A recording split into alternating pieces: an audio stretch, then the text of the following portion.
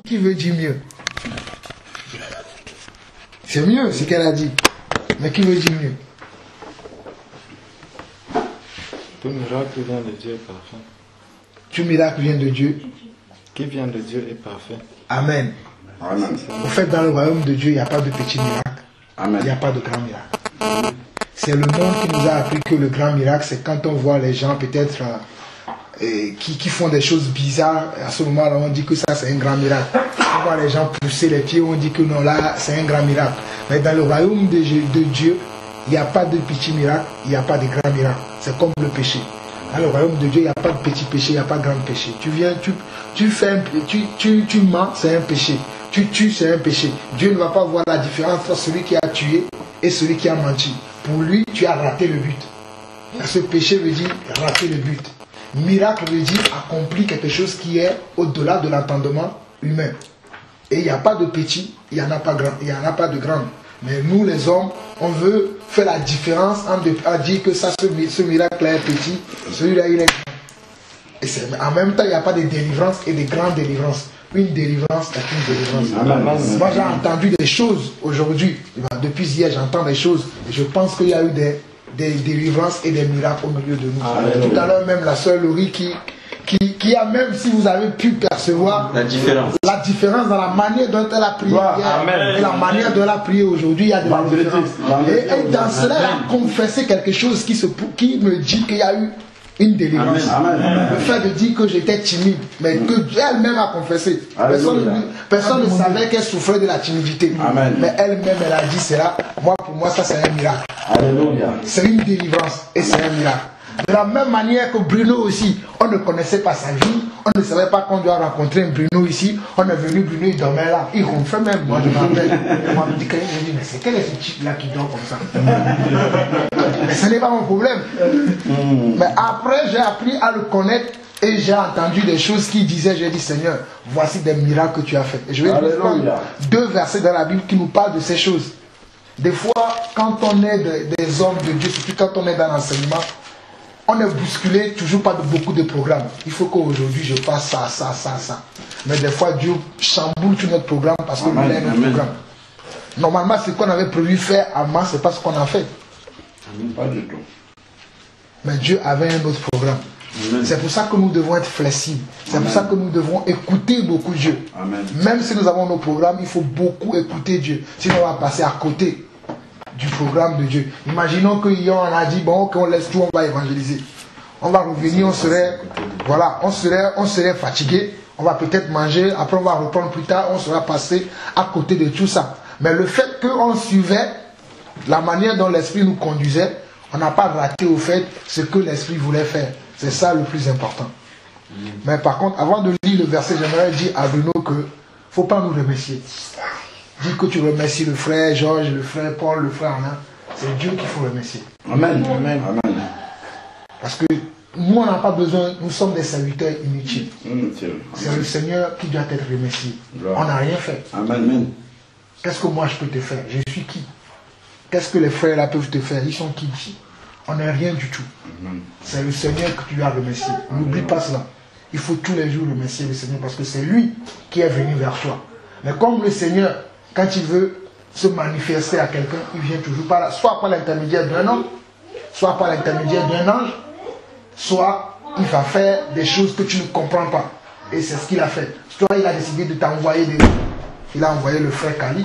Après nous sommes venus pour renforcer ce que Kali a déjà fait, mais ce n'est pas nous, mais c'est le Seigneur lui-même. Parce que tout à l'heure tu disais toujours, merci, non. Remercie plutôt le Seigneur. Amen. Regardons Actes chapitre 8. Je ne vais pas beaucoup parler, et c'est juste pour nous montrer qu'il y a des miracles qui se sont passés parmi nous. Actes chapitre 8, à partir du verset 5.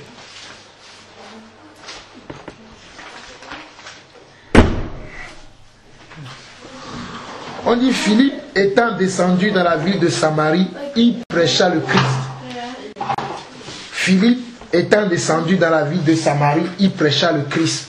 Je peux changer la ville de Samarie ici par la ville de Chemiré-le-Gaudin. Oh le Mans, nous sommes à Chemillé-le-Gaudin. Je peux changer Philippe ici par Jean-Paul Calice, tous les frères et sœurs qui sont arrivés à Chemillé-le-Gaudin, prêchent à Christ. Parce que hier et jusqu'aujourd'hui, tout ce qu'on partage, ce ne sont pas nos paroles. Mais c'est la parole de Christ. Amen. Alléluia. On dit les foules tout entières étaient attentives à ce que disait chacun d'entre nous. Lorsqu'elle apprit et vit les miracles qu'il faisait, car des esprits impurs sortis de plusieurs démoniaques en poussant de grands cris.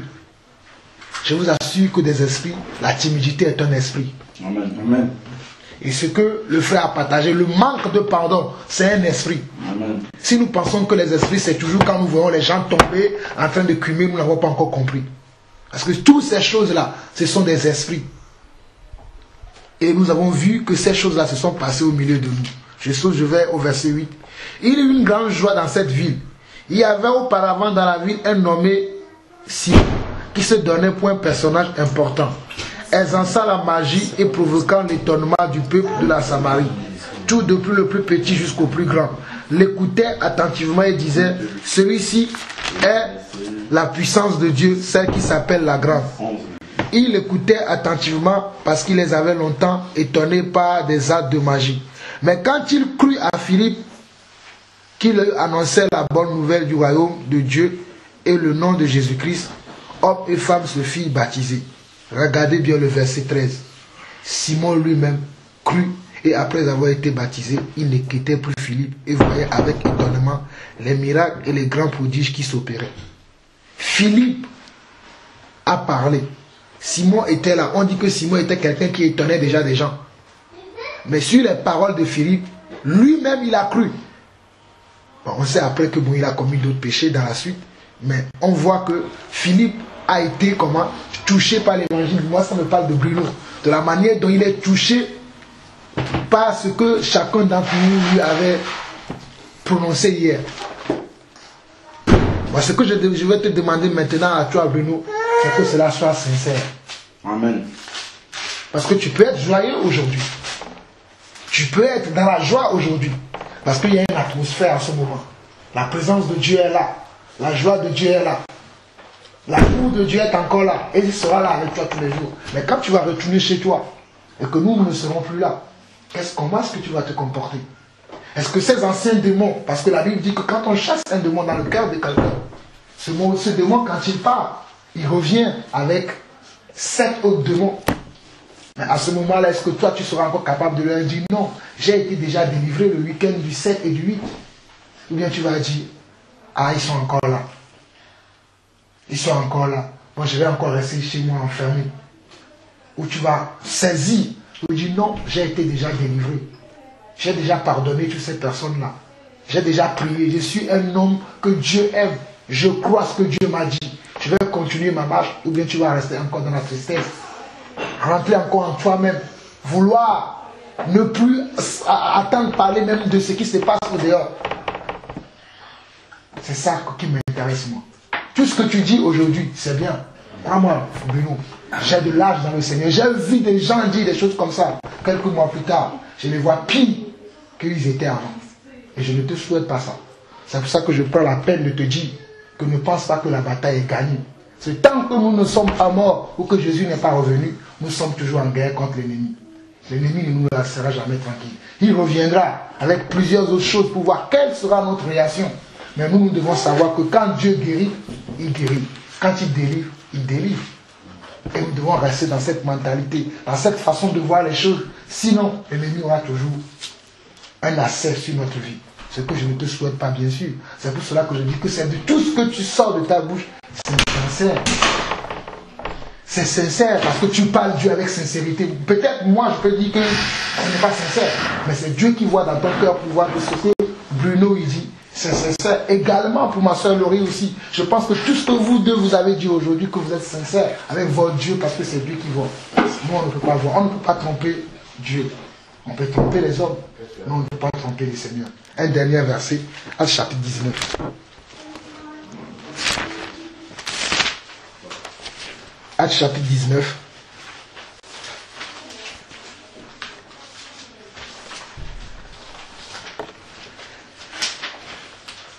c'est là où je vais finir. C'est un petit message pendant qu'on priait tout à l'heure que le Seigneur me mettait ça à cœur.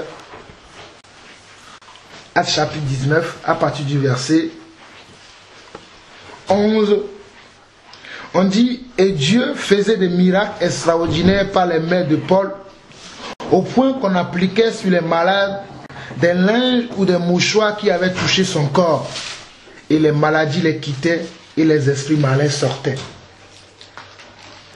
Quelques exorcistes juifs ambulants essayaient d'invoquer sur ceux qui avaient des esprits malins le nom du Seigneur Jésus en disant, je vous conjure par Jésus que Paul prêche. Ceux qui faisaient cela étaient 7 fils de Séva, juifs, l'un des principaux sacrificateurs. L'esprit marin leur répondit, je connais Jésus et je sais qui est Paul, mais vous, qui êtes-vous? Je me retourne encore vers toi, Bruno. Voici des gens qui ont écouté l'évangile, qui ont vu des choses se manifester. Après ils sortent, ils rencontrent des difficultés, ils vont dire, je te parle au nom de celui que j'ai attendu. C'est comme ce que tu faisais tout à l'heure.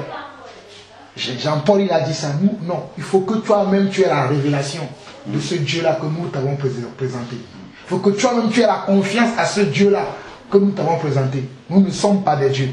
Mais nous avons présenté un Dieu auquel nous croyons. Amen. Nous croyons à ce Dieu-là. La Bible dit que nous croyons, c'est pour ça que nous parlons. Nous parlons parce que nous avons cru. Nous voulons maintenant que toi aussi, tu crois. Et que ta foi ne soit pas juste pour un instant, juste pour un week-end, mais que ta foi soit pour toute ta vie. Amen. J'insiste mon frère, il faut que cette foi-là ne soit pas juste pour ce week-end-là. Même pour nous tous qui sommes ici. Mais il faut que cette foi soit pour toute ta vie. Au moins, du moins pour le reste de toute ta vie. Parce que le passé que tu as déjà passé, tu ne peux plus revenir là-dessus. Mais pour le restant, tu peux décider. Bruno, sans te mentir, aujourd'hui là où tu es, c'est le résultat de tes choix d'hier. Là où tu seras demain, ça dépend des choix et des décisions que tu prends aujourd'hui. Là où moi je suis aujourd'hui exactement, maintenant, c'est le résultat de mes choix et de mes décisions que j'ai pris hier. Là où je serai demain, ça dépend des décisions et des choix que je prends aujourd'hui.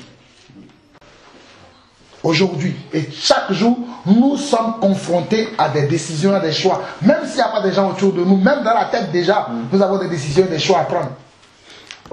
Crois-tu, tout à l'heure, même pendant qu'on était là, à un moment donné, je me suis senti fatigué.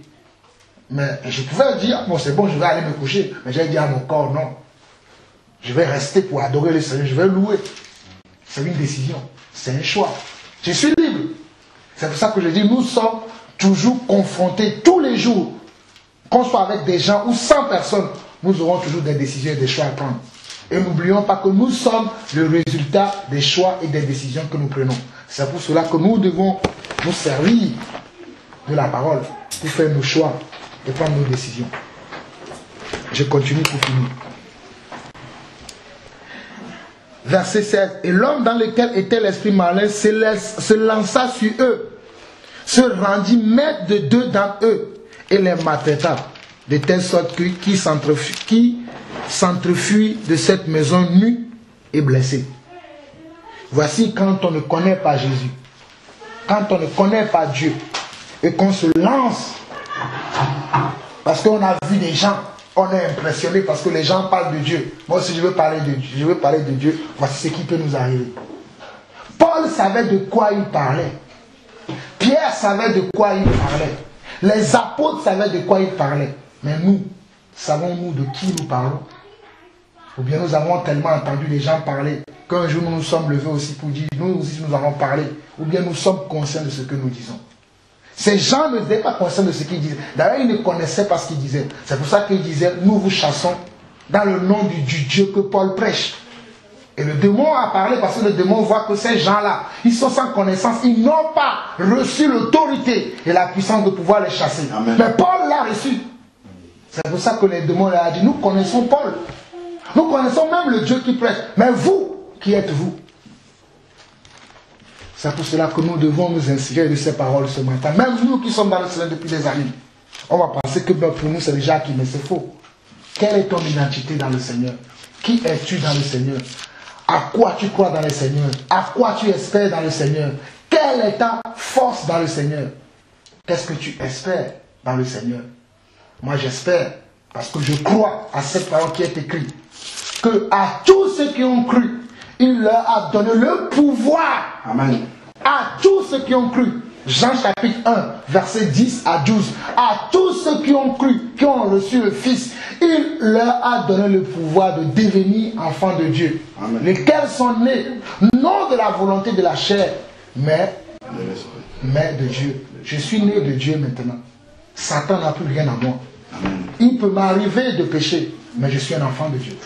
Il peut m'arriver de tomber, mais Dieu me relève là. Amen. Il peut m'arriver de faire une faute, mais je ne suis plus un enfant du diable.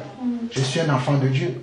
Et la Bible dit en Marc 16, verset 17, voici les signes qui suivront les enfants de Dieu. Ils parleront de nouvelles langues. Ils imposeront les mains aux malades seront guéris. Ils chasseront les démons. Donc il n'y a aucun démon que je ne peux pas chasser. Amen. Peu importe sa taille, sa dimension, sa grandeur, il n'y a aucun démon qui peut me résister. Parce que je suis un enfant de Dieu. Et Dieu m'a donné le pouvoir de dire à ce démon-là, sors et il part. Et il t'a donné aussi ce pouvoir. Il te l'a donné aussi, Laurie. Même si tu te réveilles la nuit, tu ne dors pas, tu te lèves, tu dis, je ne sais pas qui tu es dans ma chambre, mais dans le nom de Jésus, Amen. je t'ordonne, sors! Alléluia. Et la personne va sortir, quelle que soit sa taille, Amen. sa force. Si c'est un sentiment, une émotion, dans le nom de Jésus, je ne sais pas pourquoi je me sens mal, mais je sais que la Bible dit que réjouissez-vous. Dans le nom de Jésus, j'ordonne maintenant à mon corps que tu dois te réjouir dans le nom de Jésus. Amen. Tu parles à toi-même. C'est ça la pratique de la parole. Amen. Si nous pensons que nous aurons toujours des jours heureux comme ça avec les frères, quand on est là, tous comme ça, on est fort. Mais reste tout seul, on verra si tu es fort. C'est là où on voit la force de l'homme. Et c'est quand on est tout seul. Je ne sais pas si vous avez tous regardé la vidéo dont je parlais donc quand on était dans la veille, quand l'ancien sataniste là donnait les explications, c'est le frère qui m'avait envoyé ça, qui donnait les explications, comment ils empêchaient les gens. Et là il disait que quand les gens sont en réunion là, mais sortez de la réunion, vous allez voir. C'est là où l'ennemi va venir dire, ah oui, tu crois ce que tu as entendu là, ça ce n'est pas pour toi, c'est pour eux. Et là si tu acceptes cette pensée là, il va commencer à dominer en toi. Même si tu pries des fois tu vas commencer après, tu vas voir les choses bouger autour de toi. Si tu t'arrêtes de prier, il va dire, ah, je l'ai eu. Mais je ne veux pas que le malheur puisse vous toucher parce que vous êtes des enfants de Dieu. Amen. Et l'Esprit de Dieu est en vous. La Bible dit que personne ne peut dire Jésus est Seigneur si ce n'est le Père qui l'a révélé. Donc le Père vous a révélé que Jésus est Seigneur. C'est pour ça que vous avez confessé de votre bouche beaucoup de choses. Mais il faut garder cela maintenant avec une cœur dur qui ne va pas lâcher. Je finis. Verset 17. Cela fut connu de tous les Juifs et tous les Grecs qui demeuraient à Éphèse, et la crainte s'empara d'eux tous, et le nom du Seigneur Jésus était glorifié, comme nous-mêmes nous glorifions le nom du Seigneur Jésus aujourd'hui. Plusieurs de ceux qui avaient cru venaient confesser et déclarer ce qu'il avait fait. Comme toi, Bruno, hier, tu as beaucoup confessé. Peut-être que tu ne nous as pas dit toute ta vie. Mais au moins, moi, le peu que j'ai entendu, à un moment donné ici, je pleurais même. Peut-être que tu ne me voyais pas. Mais ça m'avait fait tellement pitié. Comment quelqu'un peut souffrir comme ça? Imagine Dieu qui t'a créé. Moi, je ne suis qu'un homme. Imagine quel sera l'état du cœur de Dieu. Dieu lui-même hier, te voyant, la manière dont tu parlais avec peine, avec difficulté. Tu ne voulais pas parler. Mais quand même, tu as parlé. Imagine comment sera le cœur de Dieu hier, te voyant son fils parler. Quelle joie il aura. Et ce Dieu-là te libère. Et après, tu vas retourner encore croire que non, mais il n'y a rien qui s'est passé. Non, c'est encore la même chose qui revient. Parce qu'on nous dit ici, plusieurs de ceux qui avaient cru venaient confesser et déclarer ce qu'il avait fait. Et un certain nombre de ceux qui avaient exercé les arts magiques, ayant emporté leurs livres, les brûlèrent devant tout le monde. On en estima la valeur à 50 000 pièces d'argent. C'est là où je vais m'arrêter. C'est ainsi que la parole du Seigneur croissait en puissance et en force. Ce qui nous reste à nous tous à faire maintenant, c'est de tous les jours confesser comme ces gens. Ça, c'est ce qu'on oublie souvent quand on est enfant de Dieu. On pense qu'on est déjà assis à la droite de Dieu. Et des fois, on fait des choses, on ne le confesse pas. Il faut tous les jours confesser ses péchés. faut maintenant tous les jours confesser. Moi, je te conseillerais que si tu peux, quand aujourd'hui tu seras tout seul chez toi, ou même nous tous d'ailleurs, faisons appel à notre mémoire. Est-ce que j'ai eu le temps de confesser tout ce que j'ai fait au Seigneur? Ça apporte la force. Ça apporte la puissance dans la prière. Parce que là, tu seras léger. Mais quand tu n'as pas tout confessé, quand tu pries, tu n'es pas léger, tu as encore des... C'est comme si, prenons un avion qui cherche à voler. Mais sur ses ailes, il y a beaucoup de poids qui sont sur les ailes. On a placé, je ne sais pas, des sacs de sable qui pèsent 50 kilos. On en a placé plusieurs sur ses ailes. L'avion va chercher à voler, mais il ne pourra pas voler parce qu'il est trop surchargé. Mais essaie d'enlever ces sacs. Juste on démarre le moteur, pif, il va voler. Et beaucoup d'entre nous, nous avons encore des choses à décharger de notre sac. Dans 1 Pierre chapitre 5, il dit, déchargez-vous sur moi de tous vos soucis, et moi je prendrai soin de vous. Nous devons nous décharger encore de tout ce que nous avons. Que ce soit souci, problème, nous le déchargeons sur le Seigneur. Ce n'est pas facile, mais il le fait. Nous devons nous décharger de la peur. Des fois, on a peur. On a peur du rejet, même de la honte. Surtout toi qui as beaucoup souffert du rejet. Tu vas voir maintenant que quand tu vas avoir envie de parler, Satan va toujours te dire, de toute façon, personne ne t'écoutera. Il ne t'a jamais écouté, il ne t'a jamais considéré. C'est faux. Ça, ce n'est pas la pensée du Seigneur. Le frère t'a dit tout à l'heure que tu as maintenant de nouveaux frères. Tu peux venir à Paris quand tu veux. Nous sommes tous là. Amen. Amen. Nous attendons que toi tu nous dis venez, nous on ne va pas te dire. Mais si toi tu nous dis de venir, nous on vient. Comme le frère il a dit, on n'a pas forcé. On t'a mis, invite-nous. Il nous a invités. Nous marchons comme ça. C'est comme ça l'évangile. L'évangile ce n'est pas comme certains d'entre eux sont rassemblés dans leur bâtiment aujourd'hui. Ça ce n'est pas l'évangile. Le vrai évangile c'est ça. Se retrouver, parler, partager, rigoler, chanter, adorer le Seigneur, ça c'est le vrai évangile. C'est ça que Satan combat. La famille. Donc soyez bénis, que le Seigneur vous bénisse et que le Seigneur vous bénisse tous. Au nom de Jésus, Amen. Amen. Amen. Je vais donner une petite portion pour compléter, pour vous aider en fait à vraiment prendre votre place dans le Seigneur. Le frère tout à l'heure a été conduit par l'Esprit de Dieu à parler des fils de Séva qui parlaient de Dieu, pourtant en fait ils n'avaient pas une communion avec Dieu. Donc là, la première chose que nous devons savoir, c'est que ce qui bloque la communion, si vous regardez dans Genèse 3, lorsque le Seigneur est arrivé, regardez un peu, c'est la première fois qu'on voit ça. Donc si je prends d'abord Genèse 2, dans Genèse 2, on peut voir que le Seigneur au verset 7 là, Genèse 2, l'Éternel Dieu forma l'homme de la poussière du sol et insuffla dans ses narines un souffle vital et l'homme devint une âme vivante. Puis l'Éternel planta, Ensuite, quand je regarde au verset 16, l'Éternel Dieu donna ce commandement à l'homme. Donc, il parlait avec l'homme, il avait une communion avec l'homme. Ensuite, maintenant, si vous regardez au verset 19, vous voyez, l'Éternel forma du sol tous les animaux des champs. Il les fait venir vers l'homme pour voir comment l'homme les appellerait. Donc vraiment, Dieu était en communion avec l'homme. Il faisait des choses, il ramène vers l'homme pour voir comment... Donc il y avait une parfaite communion. Si on voit même après, dans les versets 21 et suivants, là on voit Dieu a créé la femme, il a amené la femme vers l'homme. Donc Dieu était dans une parfaite communion avec l'homme. Et maintenant, il y a quelque chose qui a brisé cette communion-là. Et c'est ça qu'on peut voir justement, ce sur quoi je voulais attirer notre attention dans Genèse 3. Genèse 3, verset 8. Alors, je prends même à partir du verset 7, après le péché. Les yeux de tous deux s'ouvrirent. Et il prit conscience du fait qu'ils étaient nus. En fait, c'est la nudité du péché ici là. Il prit conscience qu'ils étaient nus. Ce n'est que le péché qu'on peut essayer de cacher quand Dieu est là. Parce que quand Dieu arrive, si vous voyez même dans Ésaïe 6, quand Ésaïe a été plongé dans la présence de Dieu, la vision du ciel qu'il a eue, tout prophète qu'il était, ça intervient dans Ésaïe 6. Avant ça, il y a eu Ésaïe 1, 2, 3, 4, 5. Il prophétisait déjà. Mais dans la présence de Dieu, la lumière, la sainteté de Dieu, il a crié, « Oh, je suis un homme pécheur et j'habite au milieu des hommes pécheurs et ma bouche est impure. » Parce que la présence de Dieu était là. Donc dans la présence de Dieu, le péché est exposé.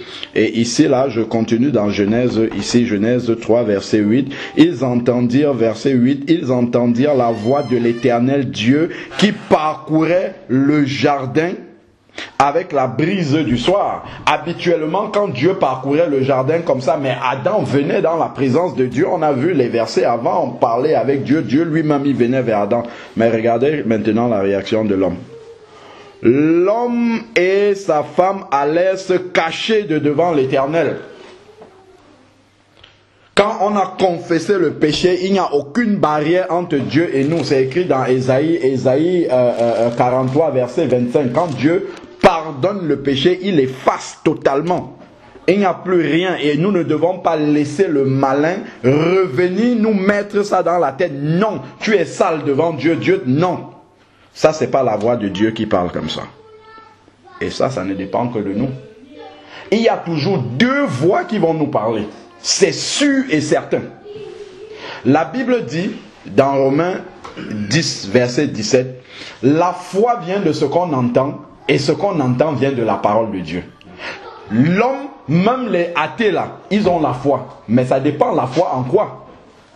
Donc si tu mets ta foi dans ce que le diable dit, ben forcément ça va avoir la réaction que le diable veut, l'impact que le diable veut sur toi. Si tu es quelqu'un qui est craintif et que le diable te fait peur et que tu crois qu'il peut te faire quelque chose, mais tu auras cette réaction-là. J'écoutais un témoignage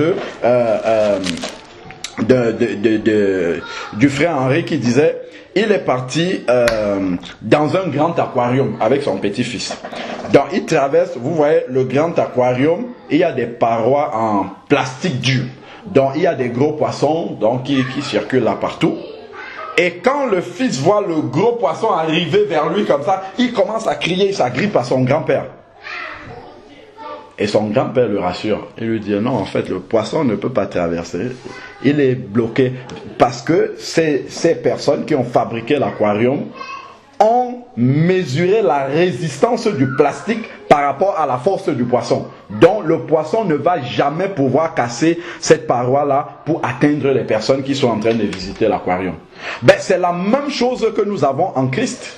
La puissance de Dieu est en nous telle que le malin ne peut pas nous toucher. C'est écrit, regardons 1 Jean. Vous allez lire. C'est pour ça que le Seigneur dit la foi vient de ce qu'on entend et ce qu'on entend vient de la parole de Dieu. Si nous lisons ça et que nous croyons ce qui est écrit, nous allons avoir le comportement du grand-père et non le comportement de l'enfant. Parce que l'enfant, lui, tremble parce qu'il ne sait pas que cette paroi-là est infranchissable par le poisson. Par contre, le grand-père est tout à fait zen de voir les poissons qui arrivent à côté de lui parce qu'il sait que jamais ces poissons-là ne peuvent traverser la paroi pour l'atteindre. Donc il reste zen. C'est la même chose quand Satan essaye de secouer le chrétien ainsi de suite. Ben, si tu commences à t'inquiéter, à regarder, mais d'où là je suis acculé de partout, on appelle tel frère, ah ça ne va pas, l'autre. Satan voit que celui-là, il ne sait pas encore sur quoi il repose. Il ne sait pas quelle autorité il a en Christ. Il suffit de dire, sors au nom de Jésus. Il est obligé d'obéir. Mais s'il te voit trembler, chancelant comme ça, il va dire, celui-là, il ne sait pas encore. Dans 1 Jean 5, verset 18, regardez. Regardez ce qui est écrit là. Nous savons que quiconque est né de Dieu, donc né de nouveau, regardez sur quoi il commence par mettre l'accent, ne pratique pas le péché. Première chose.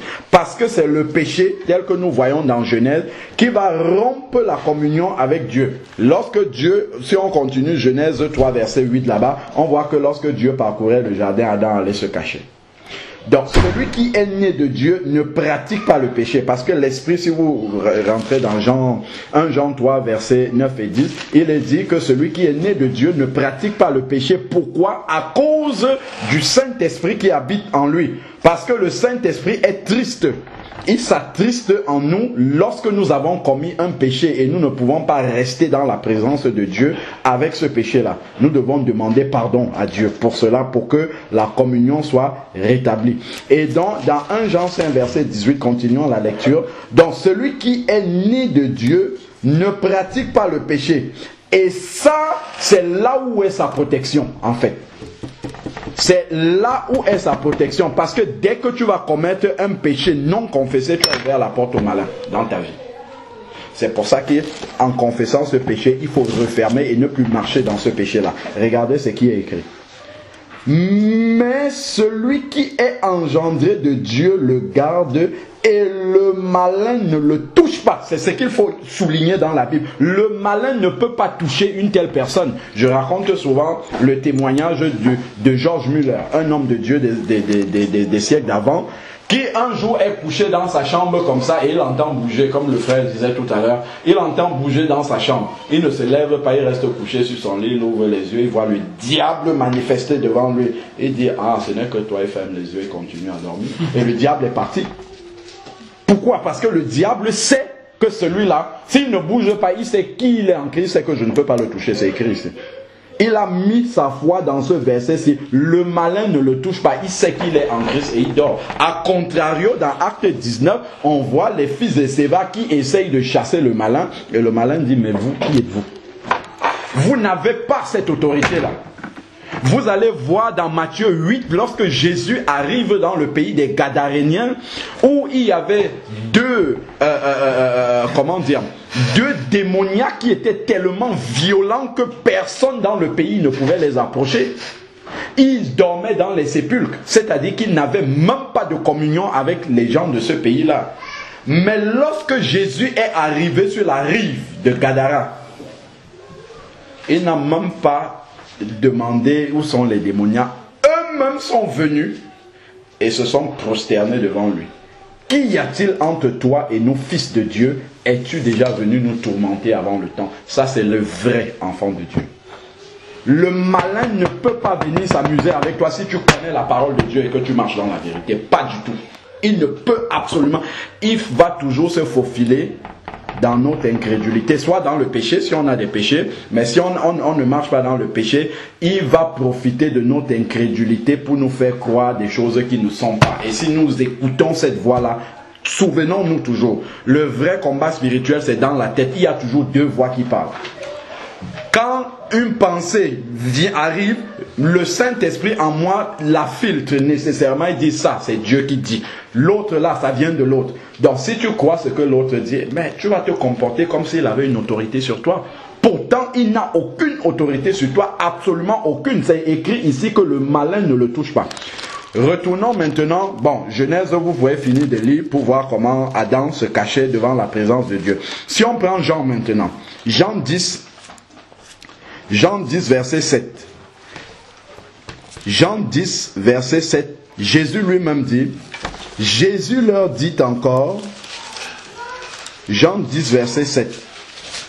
Jésus leur dit encore, en vérité, ce qui va suivre est fondamental, c'est capital. Je vous le dis, moi je suis la porte des brebis. Donc on doit d'abord s'assurer que nous sommes entrés par la vraie porte dans l'évangile.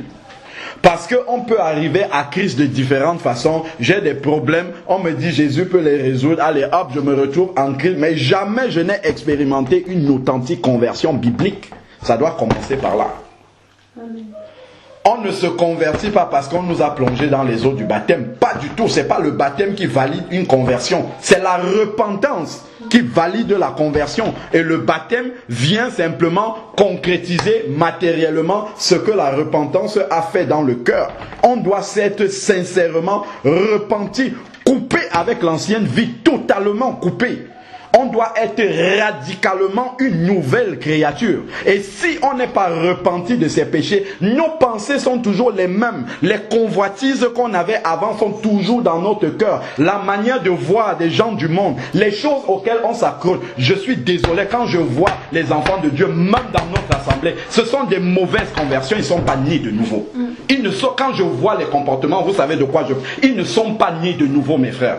Ils ne peuvent veux pas être né de nouveau, c'est impossible. Il y a les œuvres de la chair, c'est vrai, on peut tomber, mais la vraie nouvelle naissance, je vous assure, mes amis, ça te barricade dans une nouvelle vie complète. Je ne dis pas que tu ne peux jamais tomber, mais quand tu tombes, tu vois tout de suite, tu dis non Seigneur, je ne peux pas rester comme ça. Ça là, ça ne peut pas venir de Dieu. Je ne peux pas accepter de cohabiter avec ça. Et tu renonces immédiatement à cela. C'est là. 1 Jean 3, on a lu tout à l'heure, 1 Jean 3, versets 9 et 10, nous dit la différence entre un enfant de Dieu et l'enfant du malin. C'est que l'enfant de Dieu ne peut pas tolérer le péché dans sa vie. Il est responsable, il ne peut pas accepter que ça là, ça demeure dans sa vie. C'est pas possible. C'est ça réellement, c'est là qu'on reconnaît l'authenticité de la vraie conversion dans la vie de quelqu'un. C'est qu'il ne peut pas tolérer que ça demeure. Il ne peut pas laisser que cette chose-là reste dans sa vie. Donc vraiment, souvent nous avançons avec le Seigneur, mais quand nous voyons certaines choses, il faut revenir au début. Il faut se demander, comment est-ce que je suis converti? Est-ce que je suis entré par la porte des brebis? C'est ce qui est écrit ici. On entre par Jésus qui est la porte des brebis. Et c'est qui cette porte-là? Jésus. Comment est-ce que Jésus est arrivé au monde? Comment est-ce que Jésus s'est manifesté au monde? Je parle de Jésus homme.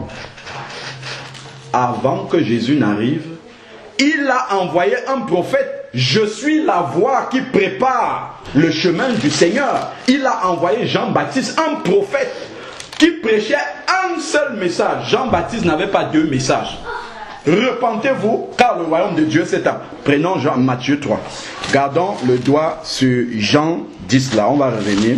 Regarde, c'est parce que quand on dit je suis la porte des brebis, on ne comprend pas qu'est-ce que c'est. La porte, il faut qu'elle soit respectée, qu'on n'entre pas la vraie porte. Il y a 2 portes ici là. Tu peux faire le choix, j'entre par là ou bien j'entre par là, mais dans les 2 cas, tu seras dans la maison. Mais Jésus dit il y a une seule porte, c'est par là que tu dois entrer. Si tu n'entres pas par la porte qui est Jésus, tu entres par une autre porte, tu seras un usurpateur dans la maison de Dieu.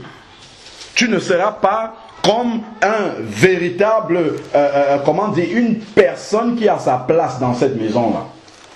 Alors, qu'est-ce qu'il dit ici là dans Matthieu 3? Regardez Matthieu 3, Jean-Baptiste.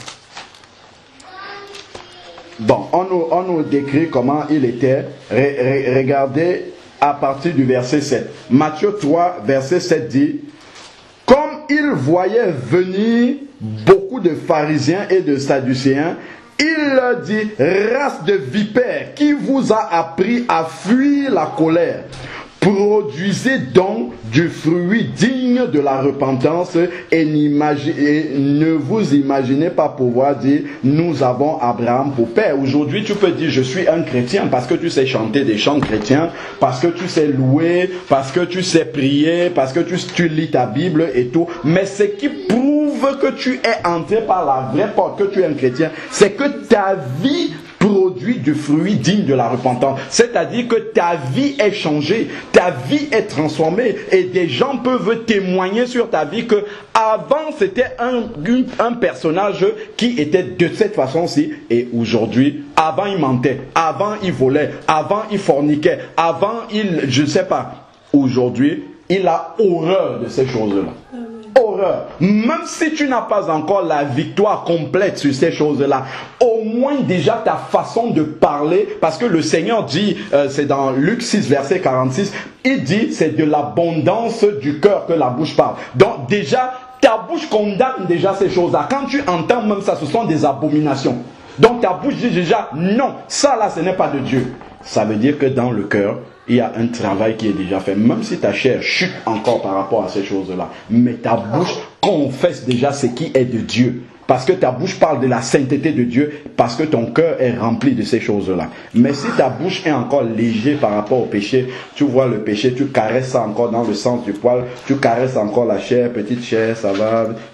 Non. Alors, donc il dit ici là, et si on part même déjà au verset 2, regardez ce que je prends même à partir du verset 1. Matthieu 3 verset 1. En ce temps-là parut Jean-Baptiste, le précurseur du Seigneur. Il prêchait dans le désert de Judée et il disait, repentez-vous car car le royaume de Dieu est proche. Tournez une page et allez dans Matthieu 4. Regardez Jésus. La porte, verset 17. Matthieu 4, verset 17 dit, dès lors, quand Jésus, après son baptême, est revenu du désert, dès lors, Jésus commença à prêcher et a dit quoi? Repentez-vous, car le royaume de Dieu est proche. Voilà la porte des brebis.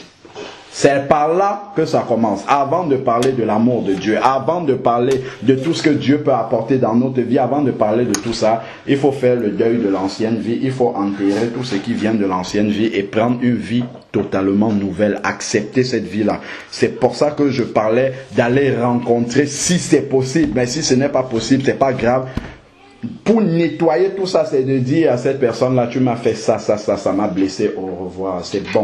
Je te demande pardon pour tout ça, je ne veux même pas savoir si tu as des choses à me dire, mais parce que c'est une démarche que toi tu fais vis-à-vis du Seigneur. C'est une démarche que tu fais vis-à-vis du Seigneur. Quand l'enfant prodigue est revenu chez son père, qu'est-ce qu'il a dit à son père? J'ai péché contre le ciel et contre toi.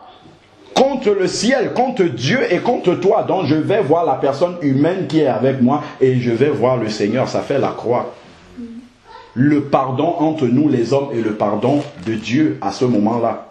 Lorsque nous avons déjà pardonné aux hommes à ce moment-là, le Seigneur, lui également, peut nous pardonner. Revenons dans Jean 10, c'est ça que nous sommes simplement en train de définir, c'est quoi la véritable porte des brebis, repentance, et ensuite nous allons passer dans les eaux du baptême, et Acte 2, 38 le dit aussi. Alors maintenant, verset 8, tous ceux qui sont venus avant moi sont des voleurs et des brigands.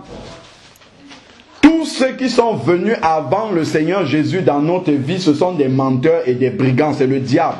Il était venu pour faire quoi? Pour nous égorger, pour nous tuer, pour nous entraîner en enfer avec lui. Donc si aujourd'hui, né de nouveau, enfant de Dieu, sachant que la foi vient de ce qu'on entend et ce qu'on entend vient de la parole de Dieu, si je continue à écouter le malin, mais il va m'entraîner là où il voulait m'entraîner avant que je ne me convertisse, c'est-à-dire à la mort. Le malin n'est pas là pour jouer avec nous. Hein. Si nous jouons avec le péché, nous caressons le péché dans le malin ne joue pas avec lui, il sait ce qu'il vient faire. Il vient dans nos vies pour gâcher déjà nos vies et pour nous entraîner au final à la perdition avec lui. Ça, c'est son travail dans nos vies. Et il essaye de travailler petit à petit par des petites choses, l'amertume, des choses comme ça, on cristallise des rancœurs, tout ça, ça nous coupe déjà du Seigneur. Il commence d'abord par faire, il nous isole, il nous met tout seul. Parce que le Seigneur dit dans Acte 2,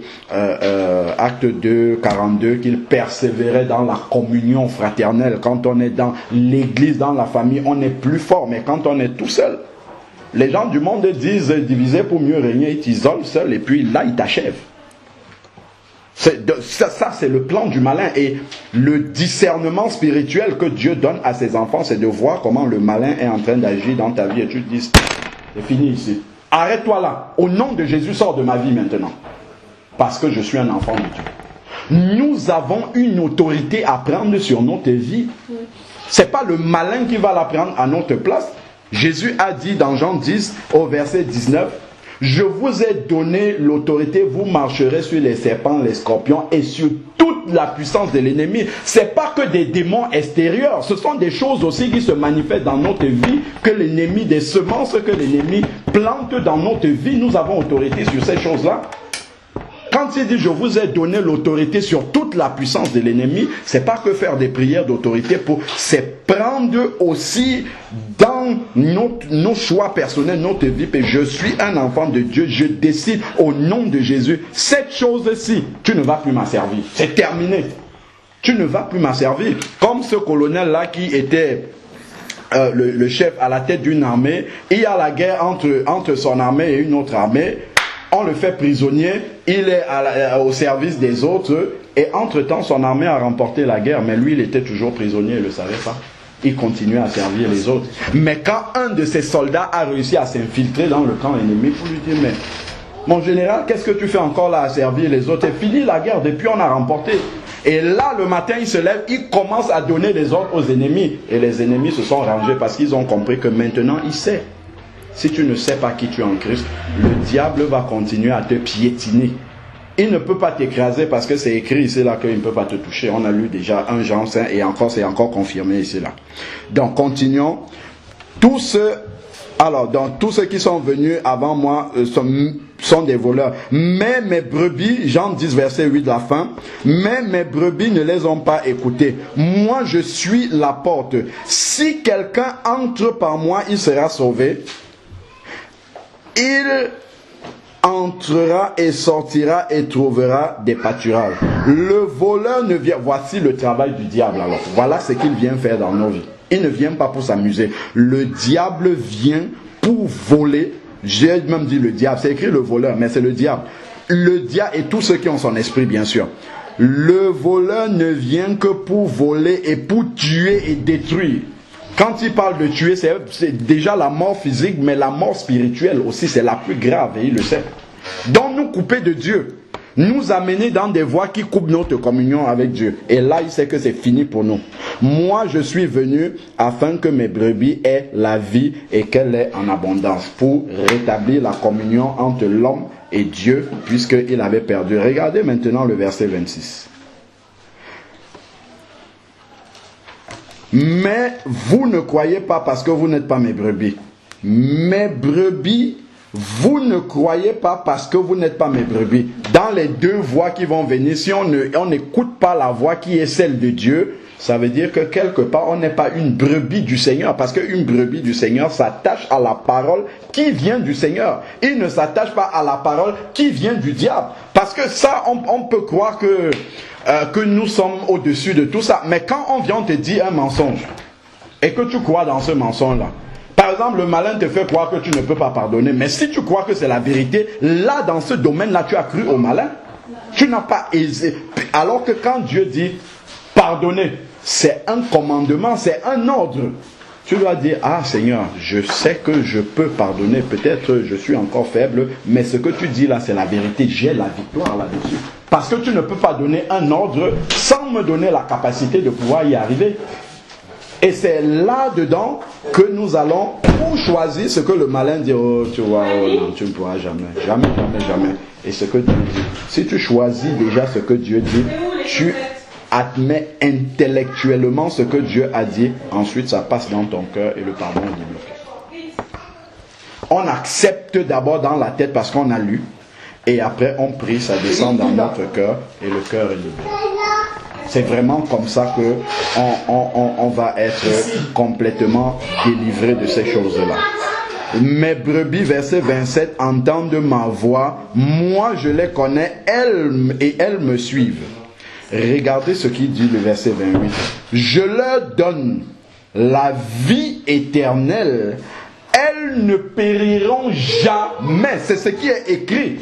Mais quand nous prions le Seigneur, nous devons souvent, dans nos prières, rappeler au Seigneur les promesses qu'il a faites dans notre vie.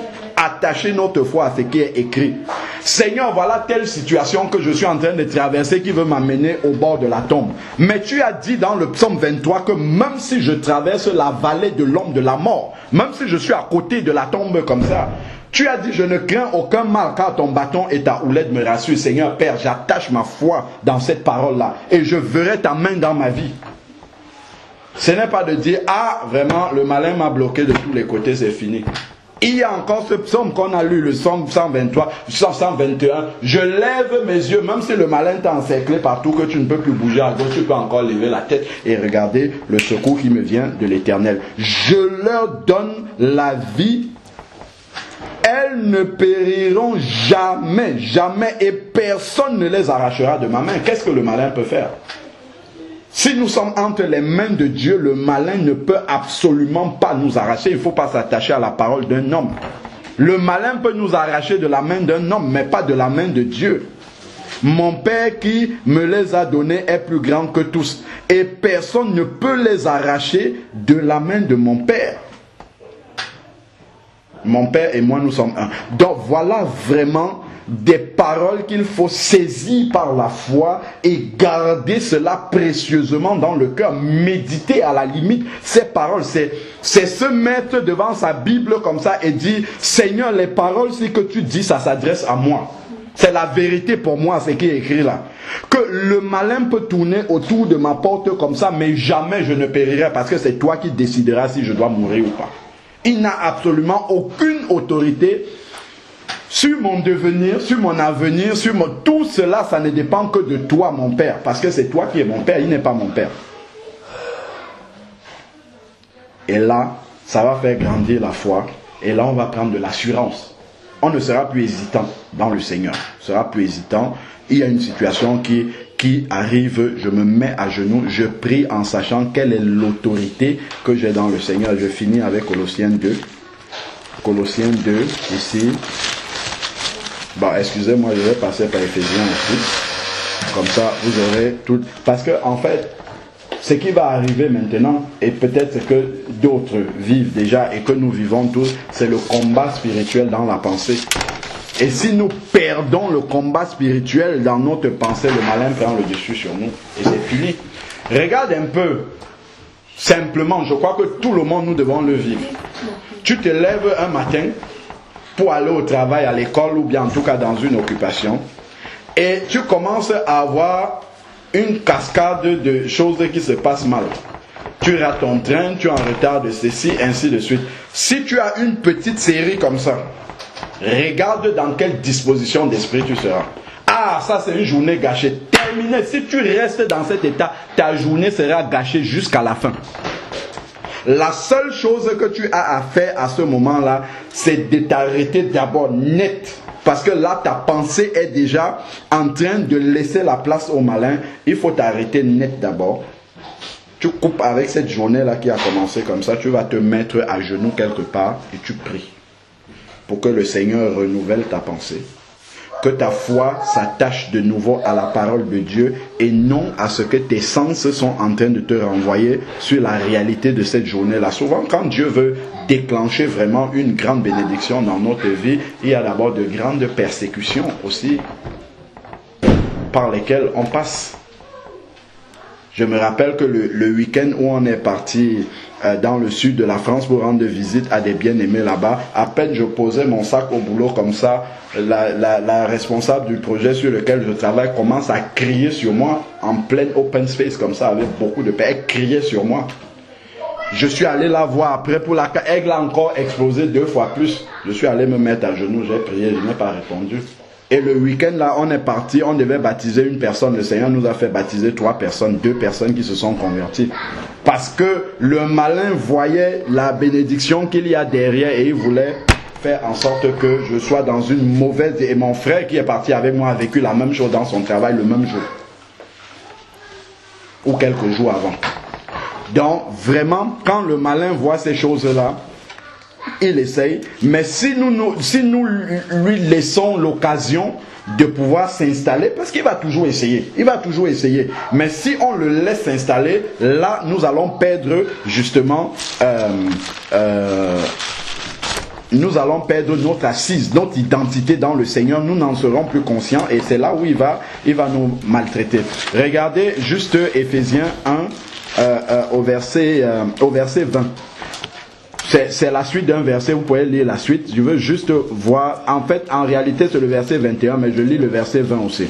Il est dit, il l'a mise en action dans le Christ, en le ressuscitant d'entre les morts et en le faisant asseoir à sa droite dans les lieux célestes. Et les lieux célestes là sont où? C'est ça qui nous intéresse. Au-dessus de toutes les principautés, de toutes les autorités, de toutes les puissances, de toutes les souverainetés, au-dessus de tout nom qui peut se nommer, non seulement dans le siècle présent, mais encore dans le siècle à venir. Et si vous voyez le chapitre 2 au verset 6, il est dit, il nous a ressuscités, maintenant c'est nous, il nous a ressuscités ensemble avec Christ et nous a fait asseoir dans les lieux célestes. Donc nous sommes assis dans les lieux célestes qui sont au-dessus de toutes les principautés, les dominations. Toute la puissance de l'ennemi est en dessous de nous et ne peut pas atteindre le ciel dans lequel nous sommes assis en esprit. Donc le malin ne peut pas nous toucher en quelque sorte. Il ne peut pas arriver au stade où nous sommes. C'est pour ça que quand tu te lèves, je me souviens un jour j'étais couché comme ça. Je dormais dans une chambre à la maison là-bas et là je sens quelqu'un qui est en train de m'égorger dans le sommeil.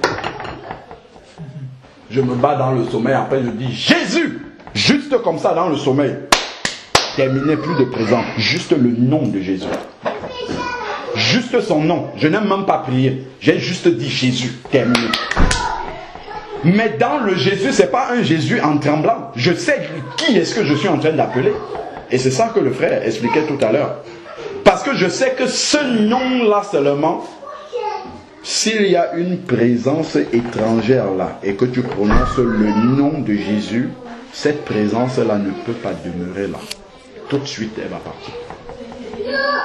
Ça, c'est parce que l'assurance en Jésus a tellement habité ton cœur. Ça fait tellement partir de toi que ta pensée est inondée de Jésus pour que dans ton sommeil tu arrives. Je n'étais pas conscient, j'étais dans le sommeil. Pour que dans ton sommeil, quand tu te sens agressé, que ça soit ce nom-là qui sort, il faut d'abord que la parole du Seigneur habite pleinement en toi. Que tu sois vraiment nourri de cette parole-là. Là, spontanément, comme ça pourra sortir. Et quand j'avais dit ce témoignage pour la première fois, il y a un frère qui m'a écouté, il m'a dit qu'il a vécu la même chose. Et on avait enregistré, on a publié, un autre frère à qui j'étais allé rendre visite, avait écouté ça, il me dit que lui aussi il a vécu la même chose. Juste en disant le nom de Jésus, ça a éloigné des présences étrangères qui essayent de venir justement dans notre sommeil nous déranger. Donc voilà une autre sœur aussi qui me revient en esprit maintenant, qui priait aussi avec nous, était comment dire, elle était catholique avant et elle avait le démon qu'on appelle les maris de nuit qui venait l'embêter dans son sommeil, toujours, d'ailleurs catholique, elle ne comprenait pas c'est quoi et tout, elle voyait ça dans sa vie et tout. Un jour, elle suit une vidéo sur internet, elle entend un pasteur qui parle mari de nuit, voilà, délivrance, tout ça et tout. Bon, le pasteur est venu à Bruxelles là-bas. Elle s'est déplacée de sa ville pour aller écouter le pasteur. À la fin, elle lui dit voilà, ainsi elle explique son problème. Le pasteur n'avait pas le temps, il lui dit va dans une église évangélique, on va te délivrer, tout ça. Elle est partie, même là-bas, bon, soit on ne s'est pas occupé d'elle, je ne sais plus trop comment ça s'est passé. Mais toujours est-il que quand elle a entendu la vraie parole de Dieu, elle s'est repentie de ses péchés. Et là maintenant, elle est restée, elle dort. Le même monsieur qui venait souvent pour avoir des relations avec elle dans la nuit est venu. Elle a dit, au nom de Jésus, à partir d'aujourd'hui, tu ne me touches plus. C'est une jeune convertie. Plus jamais ce démon-là n'est revenu. Terminé. Parce qu'elle a compris quelle est sa nouvelle identité en Christ. Et elle a exercé cette identité-là sans trembler. C'est ça, prendre l'autorité. C'est savoir qui nous sommes en Christ. Quand le Seigneur dit, vous êtes le temple du Saint-Esprit, ça veut dire que, mais dans mon corps, Jésus habite là. Regardez toute la puissance, toute l'autorité du Seigneur. Quand on dit, en lui habite pleinement la plénitude de la divinité, en Jésus habitait toute la plénitude de la divinité, et la Bible nous dit que Jésus habite en nous, donc même la plénitude de la divinité habite en nous. C'est que nous sommes incrédules.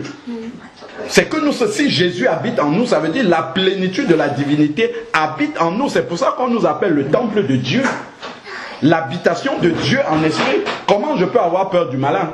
On avait fait, je n'ai plus les passages en tête, dans 1 Samuel là, on voit où l'arche de l'alliance, excusez-moi, ça me vient comme ça au fil, l'arche de l'alliance de Dieu, sur lequel il y avait les deux chérubins où la présence de Dieu se manifestait. Les Israélites étaient en guerre contre les Philistins. Et les Philistins ont battu les Israélites, ils ont réussi à récupérer l'arche de l'alliance de Dieu. Et qu'est-ce qu'ils ont fait? Ils sont allés mettre l'arche de l'alliance dans le temple d'un dieu païen, le dieu philistin qu'on appelle Dagon. Ils ont laissé et ils sont allés dormir. Le lendemain, quand ils arrivent, Dagon, c'était une sculpture en fait qu'ils adoraient. Ils disaient voilà leur dieu c'est Dagon. Le lendemain, quand ils sont arrivés, l'arche de l'alliance était posée là. Et la statue de Dagon était tombée, renversée, et elle est tombée prosternée face contre terre. C'est extraordinaire. La statue de cette idole-là est tombée prosternée face contre terre devant l'arche de l'alliance de Dieu. Ils ont pris, ils ont rangé. Le lendemain, ils ont remis, même chose, ils ont remis la statue de Dagon à côté. Le lendemain, ils sont revenus, même scénario. La statue de Dagon était tombée, pas dans n'importe quelle position, prosternée, face contre terre devant l'arche de l'alliance de Dieu. Là, ils ont commencé à chercher les Israélites, prenez votre arche. Nous n'en voulons plus. Et ça, c'est l'image même de la vérité, de l'autorité que nous avons sur le malin. Dagon, qui est un dieu païen, qui peut être un démon, qui peut être toute la puissance de l'ennemi, mais le Seigneur en nous est beaucoup plus puissant. Si nous exerçons cette autorité, c'est le malin qui doit se prosterner devant nous et non nous devant lui. Finissons avec Colossiens 2 et puis je vais m'arrêter là. Donc Colossiens 2 qui nous rappelle juste la victoire de Christ à la croix et qui aujourd'hui est une réalité dans notre vie. Bon, prenons déjà Colossiens 1 verset 13. Regardez Colossiens 1 verset 13. Il est écrit, il nous a délivrés. Ce n'est pas il va nous délivrer. C'est il nous a, déjà le jour où tu t'es converti, il t'a délivré. Il dit, il nous a délivrés du pouvoir des ténèbres. Ça veut dire que les ténèbres n'ont plus absolument aucune autorité. En quelque sorte, le diable n'a plus aucune autorité sur toi parce que tu en as été délivré. Et il nous a transportés dans le royaume du Fils de son amour. Avant, nous étions dans un royaume. Maintenant, nous sommes transportés dans un autre royaume. Nous n'appartenons plus à son royaume. Mais si tu penses encore qu'il peut avoir une autorité dans ta vie, mais il va venir pour te malmener, pour te maltraiter, pour essayer de te faire croire des choses. Finissons maintenant avec Colossiens 2 là, et versets 12 à 15. Colossiens 2, versets 12 à 15. Il dit, enseveli avec lui, avec Jésus, par le baptême, vous aussi, vous êtes aussi ressuscités en lui et avec lui par la foi, en la puissance de Dieu qui l'a ressuscité d'entre les morts. Vous qui étiez morts par vos offenses, c'est-à-dire que vous étiez coupés de Dieu. Quand quelqu'un n'est pas en communion avec Dieu, il est mort. Tous les païens là, ils sont morts pour Dieu. Si Dieu nous donnait ses yeux, nous verrons des cadavres partout autour de nous. Les gens sont morts en fait. Et quand Dieu donne son esprit à quelqu'un, cette personne-là revient à la vie. C'est pour ça qu'il dit que nous étions morts avant. Donc, vous qui étiez morts par vos offenses et par l'incirconcision de votre chair, il nous a rendu la vie avec lui en nous faisant grâce pour toutes nos offenses. Il a effacé l'acte rédigé contre nous. Quand nous nous convertissons, le malin peut encore venir nous culpabiliser avec notre ancienne vie. Ah, voir, tu dis que tu es un enfant de Dieu, regarde ta vie, regarde ce que tu as fait, ainsi de suite. Et ça peut nous décourager.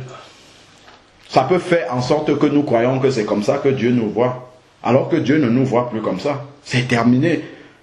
C'est terminé et le malin essaye de jouer dessus pour nous maintenir, nous dire que, ah, tu vois, toi, tu es trop sale, tu ne peux pas t'approcher de Dieu.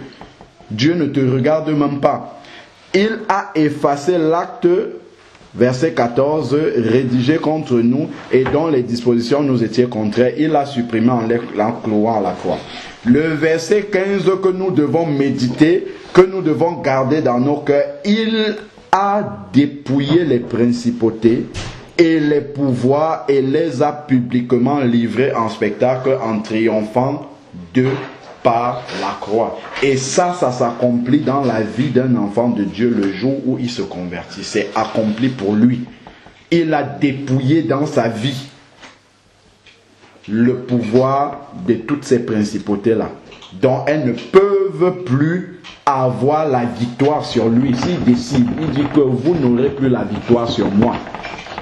Parce que Dieu vous a livré publiquement en spectacle. Et là, quand tu pries selon ces promesses-là, parce que Seigneur, c'est écrit dans ta parole. Et le malin connaît aussi la Bible. Vous voyez dans Matthieu 4, il citait la parole de Dieu à Jésus. Donc, c'est pour ça qu'il sait qu'il doit se soumettre quand un enfant de Dieu lui dit « Stop, maintenant c'est fini. Pars. » Mais si quand on voit le malin bouger, on commence à pleurer, on commence à pleurnicher et tout ça, il verra que celui-là, il ne sait pas qui il est en Christ. C'est comme le témoignage que le frère Charles nous racontait, un frère qui est avec nous. Il racontait qu'au pays, il est justement originaire dans la chair de la Côte d'Ivoire. Il racontait qu'il avait son petit frère qui était très malade au pays là-bas, hospitalisé et tout ça. Et toute sa famille, ses frères, ils sont convertis pourtant, baptisés dans le Saint-Esprit. Et alors, à un moment, ils étaient désespérés. Et ils font venir une praticienne, une guérisseuse pour guérir leurs frères et tout ça avec, marabout on va dire. Une dame qui arrive. Et quand elle arrive, elle regarde la famille, elle regarde les frères et sœurs autour.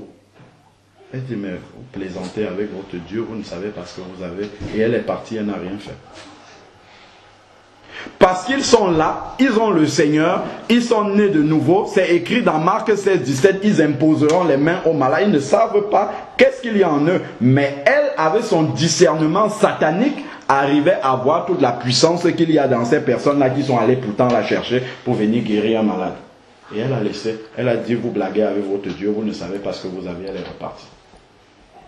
Et bien souvent, c'est parce que nous ignorons ce qu'il y a dans la parole. Ou bien nous connaissons et nous n'attachons pas notre foi à ce qui est écrit, mais nous attachons notre foi à ce qu'on voit. Or, Satan agit beaucoup dans le visible, dans ce qui peut effrayer, ce qui peut intimider les sens et tout ça. Là, Satan agit beaucoup. Donc c'est pour ça que nous devons faire confiance. Et d'ailleurs, c'est basé sur la foi, Hébreux 11. La démonstration des choses que nous ne voyons pas, l'assurance, mais c'est une ferme assurance dans les promesses du Seigneur et la démonstration de celles qu'on ne voit pas. Mais quand tu commences à expérimenter, j'avais telle situation, j'ai pris autorité, et tu as vu la puissance de l'ennemi se mettre à genoux devant l'autorité de Dieu que tu as confessé, là la foi commence à grandir. Mais il faut commencer déjà par croire ce que le Seigneur dit que tu es en Christ. Et l'exercer. Ne pas aller forcément chercher un frère. Parce que le frère, il va venir avec exactement la même autorité qui est en toi. Il va peut-être te fortifier avec des paroles, mais ce sont des paroles qui sont écrites dans ta Bible. Si tu les lis et que tu les comprends, tu les acceptes par la foi et tu marches par ça, bon, le frère, la sœur peut toujours être là pour t'exhorter, te fortifier un peu, mais toi, tu dois être totalement, quand je dis toi, c'est n'importe lequel d'entre nous, nous devons être totalement dépendants du Seigneur par rapport à ce qui est écrit là-dedans. Seigneur Père, nous voulons te bénir encore pour ta parole, pour tes rappels, Seigneur Dieu Tout-Puissant. Père, bien souvent, le monde dans lequel nous sommes immergés, Seigneur Dieu Tout-Puissant, nous renvoie des signaux qui ne sont pas les tiennes et nous fait en sorte que nous croyons ce qui n'est pas. Cela vient remettre en question ta parole, Seigneur Père, tes promesses et l'autorité que tu as mis en nous, Seigneur Père. Je te prie, Seigneur Dieu, de venir à notre secours, que vraiment notre cœur puisse être attaché à ta parole, attaché à tes promesses. Seigneur Dieu, que nous ne laissons plus le malin prendre aucune place, ni nous faire craindre de quoi que ce soit, parce que nous avons lu ta parole qui nous dit, Seigneur Dieu, que personne ne pourra nous arracher de tes bras. Père éternel, je te prie que cela soit la même chose également dans le cœur de mes frères, de mes sœurs, Seigneur Père, qu'elles ne laissent personne venir les intimider par rapport à leur position en Christ, Seigneur Père, que chacun d'entre nous, nous nous attachons à marcher avec toi et que nous ne laissons rien venir se mettre entre toi et nous, que nous ne laissons pas le péché sommeiller dans notre vie, Seigneur Père, mais que nous réglions tout cela devant toi, afin, Seigneur Père, d'avoir cette communion avec toi qui nous donne toute cette autorité-là, Seigneur Dieu, sur la puissance de l'ennemi. Père, que ton nom soit béni et viens encore, Seigneur Dieu, pour nous accompagner dans notre marche avec toi au nom de Jésus-Christ. Amen. Amen. Amen.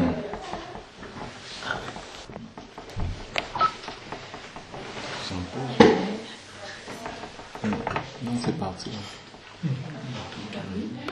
Par rapport à ce que les frères ont dit, un peu ce que les apôtres ont prêché à ceux qui rentraient dans le Seigneur, ceux qui connaissaient le Seigneur en fait pour la première fois. Il y a un message qui nous est donné que souvent on n'a pas en fait dans les bâtiments. Donc on va commencer par Matthieu 10.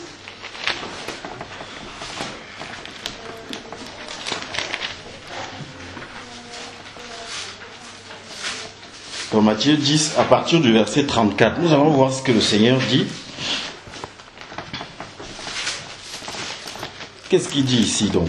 Ne croyez pas que je sois venu apporter la paix sur la terre. Je ne suis pas venu apporter la paix, mais l'épée. Car je suis venu mettre la division entre l'homme et son père, entre le fils et sa mère, entre la belle-fille et sa belle-mère, et l'homme aura pour ennemi les gens de sa maison. Celui qui aime son père ou sa mère plus que moi n'est pas digne de moi. Et celui qui aime son fils ou sa fille plus que moi n'est pas digne de moi. Celui qui ne prend pas sa croix et qui ne me suit pas n'est pas digne de moi.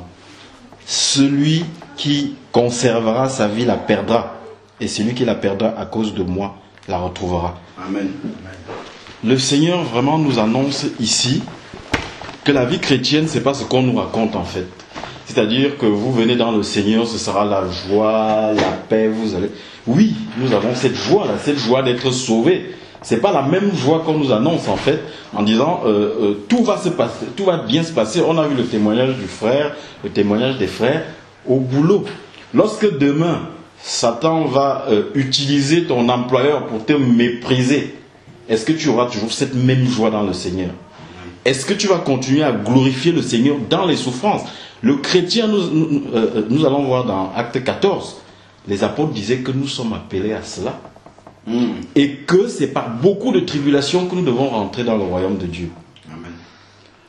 Parce qu'aujourd'hui, quand on arrive au Seigneur et qu'on prêche un évangile de prospérité des biens de ce monde, en quelque sorte de joie terrestre, comme Paul dit, la joie du monde, elle produit la mort. Et lorsqu'on est dans la réalité, on sait que ce monde est sous le règne de Satan. Et Satan va nous enlever toutes ces choses. Nous ne sommes plus ses enfants. On va souffrir. Et si on n'a pas compris, c'est pour ça que les apôtres prévenaient ceux qui venaient de se convertir, prévenaient ceux qui arrivaient dans le Seigneur, qu'il y aura des tribulations. Mais le Seigneur dira dans Jean, vous aurez des tribulations, mais ne craignez pas, car j'ai vaincu le monde. Donc ici, le Seigneur nous annonce déjà que nous aurons des disputes. Nous aurons des problèmes avec notre propre famille. Quand le Seigneur dit, si quelqu'un aime son père plus que moi, nous comprenons bien ce qu'il veut dire. C'est le Seigneur qui dit dans les commandements d'honorer son père et sa mère. Ce que le Seigneur veut dire dans cette parole, c'est que personne ne doit nous entraîner à pécher. Personne ne doit passer avant le Seigneur dans notre vie. Et la croix que nous devons porter, nous allons voir ce que les apôtres disent par la suite là-dessus. Notre croix, c'est la part de souffrance que nous aurons à avoir en ce monde pour pouvoir en fait rentrer dans le royaume de Dieu. Et les souffrances que le Seigneur permet dans une vie, il y a plusieurs raisons.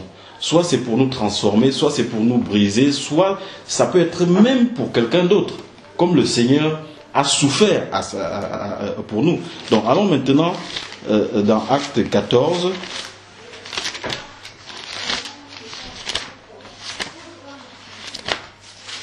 Donc nous allons voir ce que l'apôtre, dans Actes des Apôtres, chapitre 14.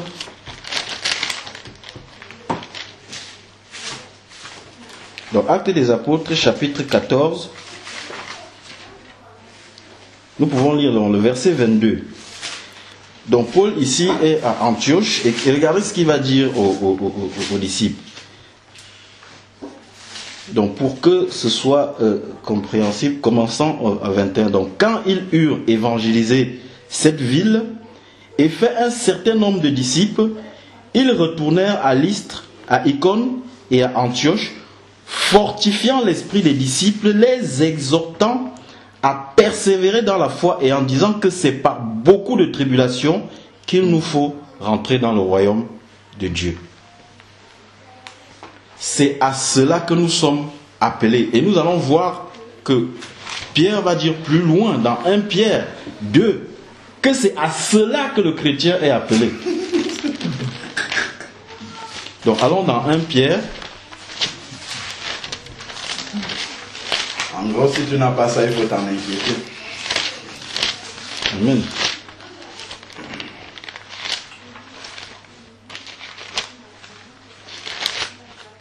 Dans 1 Pierre, au chapitre 2,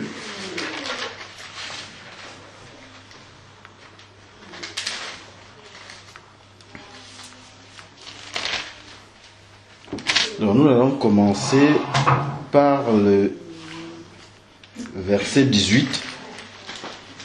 Serviteurs, soyez soumis en toute crainte à vos maîtres, non seulement à ceux qui sont bons et doux, mais aussi à ceux qui sont d'un caractère difficile. Car c'est une grâce de supporter des afflictions par motif de conscience envers Dieu. Quand on souffre injustement, en effet, quelle gloire y a-t-il à supporter de mauvais traitements pour avoir commis des fautes? Mais si vous supportez la souffrance lorsque vous faites ce qui est bien, c'est une grâce de Dieu et c'est à cela que vous avez été appelés. Ça, c'est ce qu'on ne prêche plus aux chrétiens aujourd'hui. Nous avons, que le Seigneur nous permette de dire quelques mots sur la croix, nous sommes appelés à suivre l'exemple de notre Seigneur. Lui qui n'avait rien fait, lui qui a été, on a lu encore le verset hier, lui qui n'a commis aucun péché. D'ailleurs, c'est la suite, lisons.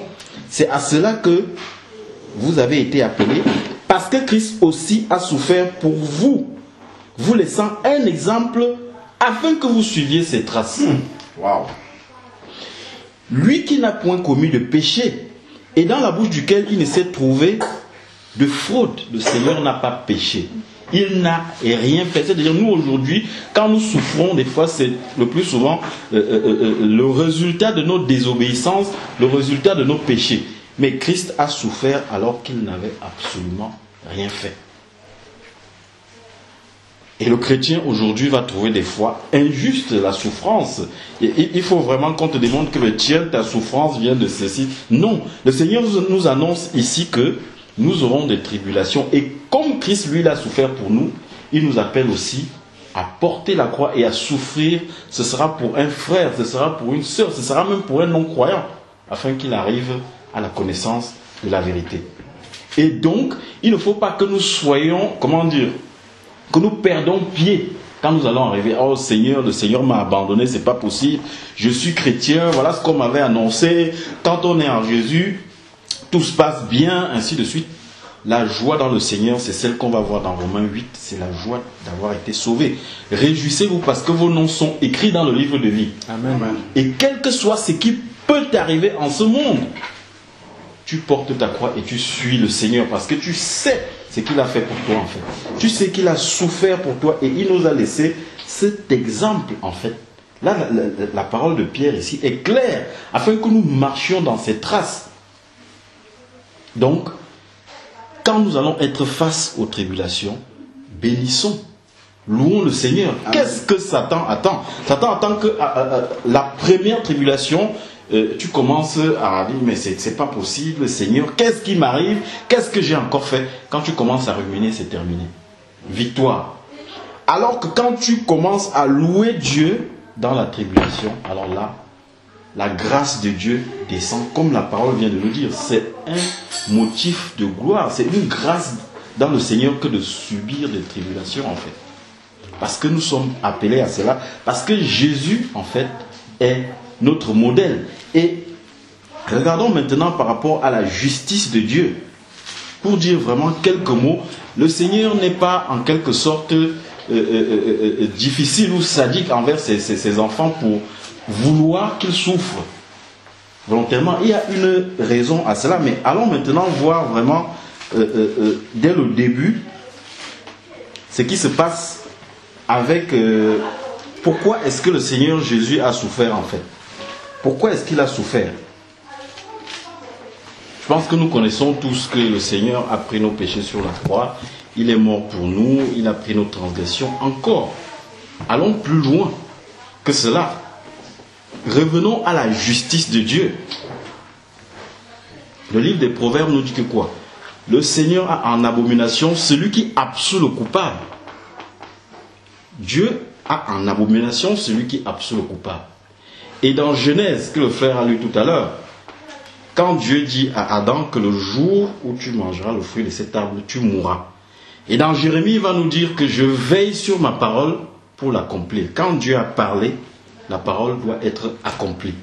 Donc, Dieu avait prévenu Adam, et quand il va évidemment sortir son peuple de l'esclavage en Égypte, il va leur donner la loi, et il va donner également des prédictions au peuple.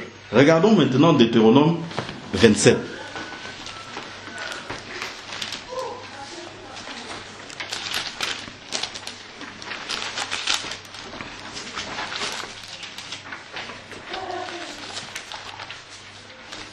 Deutéronome 27, on peut commencer à partir du verset 16. C'est à partir du verset 16. Regardez ce qui est écrit. Maudit soit celui qui méprise son père et sa mère, et tout le peuple répondra Amen. En fait, quand Dieu va sortir le peuple d'Égypte, il va les amener, en fait, ça c'est le cheminement pour arriver à la terre promise. Et ici, alors je pense qu'il faut que nous lisions au début pour qu'on comprenne un peu le contexte. Combien? 27. Deutéronome 27. 27. Ah oui. Donc regardez ce que le Seigneur dit. On va prendre pour comprendre le verset à partir du verset 11. Le même jour, Moïse donna cet ordre au peuple. Lorsque vous aurez passé le Jourdain, Siméon, Lévi, Judas, Issachar, Joseph et Benjamin se tiendront sur le mont Garizim pour bénir le peuple. Ruben, Gad, Aser, Zabulon, Dan et Nephtali se tiendront sur le mont Ébal pour prononcer les malédictions. Donc Dieu prononçait ici les malédictions pour tous ceux qui devaient violer ses lois. Donc il dit ici, maudit soit celui qui méprise son père et sa mère. Donc qu'est-ce qui s'est passé justement à la croix de Golgotha? Dieu avait déjà prononcé ces paroles. Elles étaient sorties de sa bouche et elles devaient s'accomplir. Et la justice de Dieu fait que Dieu ne peut pas absoudre le coupable. La Bible nous dit dans Romains 3, tous ont péché et sont privés de la gloire de Dieu. Nous avons tous péché. Donc, afin que le pardon de Dieu soit propice, il fallait que quelqu'un paye.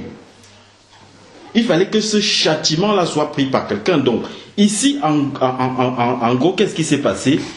Jésus-Christ a été maudit comme un homme qui avait méprisé son père et sa mère. Il a été maudit comme quelqu'un qui a déplacé les bornes du prochain. Donc, si on peut lire, maudit soit celui qui fait égarer un aveugle sur le chemin. Maudit soit celui qui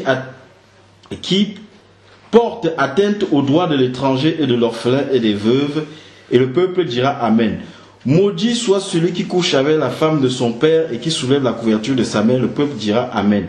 Maudit soit celui qui couche avec une bête quelconque. Le peuple répondra Amen. Vous allez voir, il y a toutes les malédictions qui ont été prononcées.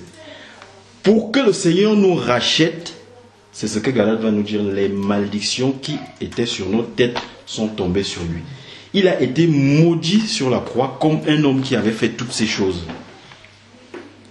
Et c'est ce que Ésaïe 53 nous dit. Le châtiment qui nous donne la paix est tombé sur lui. Et c'est par ces meurtrissures que nous sommes guéris. Amen. Et regardons, pour voir vraiment ces malédictions. Quand on regarde, alors nous allons poursuivre dans Deutéronome 28. Deutéronome 28, on va regarder donc le verset 23. Je vais attirer votre attention sur le verset 23. Qu'est-ce qui est dit dans le verset 23 de Deutéronome 28? Le ciel sur sa tête sera d'airain et la terre sous son toit sera de fer. Ça, c'est toujours les condamnations. Si vous regardez 28, tout 28, Dieu prononce les condamnations pour tous ceux qui briseront sa loi. Souvenez-vous dans l'évangile de Matthieu, quand Jésus va crier sur la croix, mon Dieu, pourquoi m'as-tu abandonné? Le ciel sur ta tête sera d'airain et la terre sur toi sera de fer. Quand le ciel est d'airain, ça veut dire que c'est le fer en fait. C'est-à-dire le ciel sera fermé pour toi. Et la terre, tu ne pourras pas la cultiver. Quand le Seigneur criait sur la croix, le ciel était fermé. C'est cette condamnation qui retombait sur lui en fait. Et si on poursuit, regardons encore, alors le verset 37, toujours de Deutéronome 28. Tu seras un sujet d'étonnement, de sarcasme, de raillerie parmi tous les peuples chez qui l'Éternel te mènera. Qu'est-ce que Ésaïe 53 nous dit? Il a été méprisé. Personne n'en a fait aucun cas de lui. Toutes les condamnations, c'est ça la justice de Dieu en fait. Christ nous a rachetés, mais la profondeur de la croix, c'est ça. C'est parce que le châtiment, toutes les condamnations que le Seigneur avait prononcées pour tous ceux qui briseront sa loi, il fallait qu'il les paye. C'est pour ça que Romains 3, nous allons lire ça tout à l'heure, c'est à cause de ce sacrifice-là que le pardon de Dieu a été rendu propice. On pourrait se poser la question, pourquoi est-ce que Dieu dans le jardin n'a pas simplement dit à Adam, bon mon fils, je te pardonne, tu as pris le fruit, tu as désobéi, mais je te pardonne. Parce que Dieu est juste et il n'absout pas le coupable. Il est saint. Et sa parole était sortie. Si tu fais ça, voilà ce qui va t'arriver. Et ils ont désobéi. Et depuis ce moment-là, le sacrifice de Christ était déjà annoncé. Parce que depuis ce moment-là, la mort que Dieu prononce sur Adam, c'est l'enfer. C'est pas que la mort physique, c'est la mort éternelle. Et dès ce moment-là, pour sauver l'homme, il fallait que le châtiment qui avait été prononcé soit pris par quelqu'un d'autre, c'est-à-dire que le Dieu finalement accomplisse les prophéties. Et quand Jésus va dire sur la croix, tout est accompli. Le vrai terme c'est tout est payé. C'est-à-dire ils ne te doivent plus rien mon Père. J'ai tout pris. J'ai tout payé. Regardons maintenant le verset. Un autre verset, toujours Deutéronome 28, toujours pour parler de la croix, verset 63. Regardez ce qui est écrit ici. De même que l'Éternel prenait plaisir à vous faire du bien et à vous multiplier, de même l'Éternel prendra plaisir à vous faire périr. Regardez un peu ce que Ésaïe 53, 10 dit. Ésaïe 53, 10. Donc ici Dieu dit que si vous brisez ma loi, de même que j'ai pris plaisir à vous multiplier, de même je prendrai plaisir à vous faire périr. Donc Ésaïe 53, 10 va nous dire quelque chose qui, quand on le lit au début et qu'on n'a pas compris la justice de Dieu, ça peut être choquant. Mais finalement, on comprend que là, Dieu était en train d'accomplir. Regardez, Ésaïe 53, 10 dit, « Il a plu à l'Éternel de le briser par la souffrance. » Il a plu à l'Éternel de le briser par la souffrance. Donc, quand... 53, 10. Donc, lorsque le Seigneur, lorsque Jésus-Christ prend cette coupe, c'est vrai que le Seigneur nous... c'est bien que le Seigneur nous ramène ça. La coupe. On parle souvent de la coupe dans le jardin. Qu'est-ce qu'il y avait dans cette coupe? De quoi? C'est la seule fois dans la Bible où on montre le Seigneur Jésus vraiment avec une certaine angoisse, avec un certain tremblement. De quoi est-ce que le Seigneur Jésus avait si peur dans le jardin? De quoi est-ce qu'il tremblait autant? On a eu beaucoup de choses là-dessus. Nous avons pensé, on pense très rapidement au clou. On dit bah, tiens, parce qu'il était Dieu, il a vu ce que, les Romains devaient lui faire. Mais posons-nous une question. Pourquoi est-ce que tous les martyrs, l'histoire nous raconte que les martyrs sont allés à la croix en chantant? Tous les martyrs, au point où Néron a demandé de couper la langue aux chrétiens. Parce qu'ils allaient à la croix et ils étaient torturés, ils étaient brûlés, ils allaient là en chantant. Comment pouvons-nous imaginer que le Seigneur de gloire, qu'est-ce qui lui faisait peur dans le jardin? Certainement pas les épines, certainement pas les clous et ainsi de suite. Et la réponse se trouve dans Jérémie, la coupe. Regardons, alors c'est Jérémie.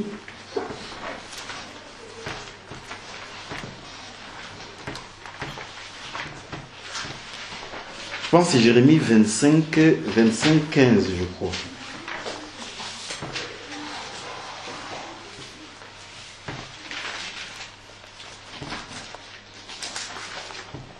Alors, Jérémie.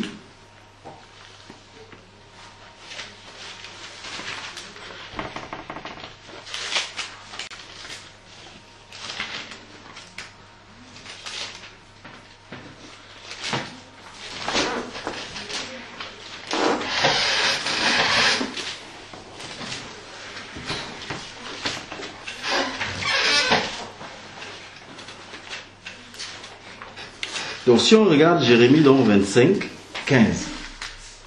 Car ainsi parle l'Éternel, le Dieu d'Israël. Prends de ma main cette coupe, remplis du vin de ma colère, et fais-la boire à toutes les nations vers lesquelles je t'enverrai. Ils boiront, ils chancelleront, et ils seront comme fous. C'est ça qui faisait peur au Seigneur. C'était la fureur de Dieu contre le péché. Dieu, à ce moment-là, lui disait, voilà la coupe, c'est ça, c'est la condamnation, c'est tout ce que les hommes m'ont fait. Tu vas le boire. C'est à toi que je donne. Et le Seigneur, tout ce que le Seigneur pouvait craindre, c'était la fureur de son Père. Il n'y avait rien d'autre. Mais les Romains, en un rien, ils les auraient, mais c'est pas les clous, ni... C'est vrai que quand on regarde la passion, quand on regarde la croix, avec les films qu'on nous montre, on voit le côté extérieur. Les versets que nous avons partagés, les reins, montrent que derrière la croix, le côté spirituel était plus fort. C'est ça qui faisait souffrir. Vous imaginez que le Fils du Dieu vivant, qui n'a jamais rien fait, le ciel lui a été fermé, il a été maudit. C'était ça, la coupe. C'est de ça qu'il tremblait, la fureur, toute la colère de Dieu contre le péché de l'humanité. Il a dit, tu dois le boire. Et le Seigneur a dit, non, est-ce qu'il a prié, Père, est-il possible que cette coupe passe? Non, mais finalement, il a bu. Et dès le moment où il boit cette coupe, il y a comme une coupure à ce moment-là. Puisque quand Dieu le regarde à ce moment, selon ce que 2 Corinthiens 5 va nous dire, celui qui n'a point commis de péché, Dieu l'a fait pécher afin que nous soyons en lui justice de Dieu. Mais qu'est-ce qui s'est passé? Quand il prend cette coupe, tout le péché de l'humanité est mis sur ses épaules. Et maintenant, la colère de Dieu se déchaîne sur son propre fils. Et ça, le Seigneur l'avait annoncé à Abraham depuis très longtemps. Regardons Genèse 22. Le Seigneur avait annoncé ça depuis à Abraham, en fait. Ce qui devait se passer.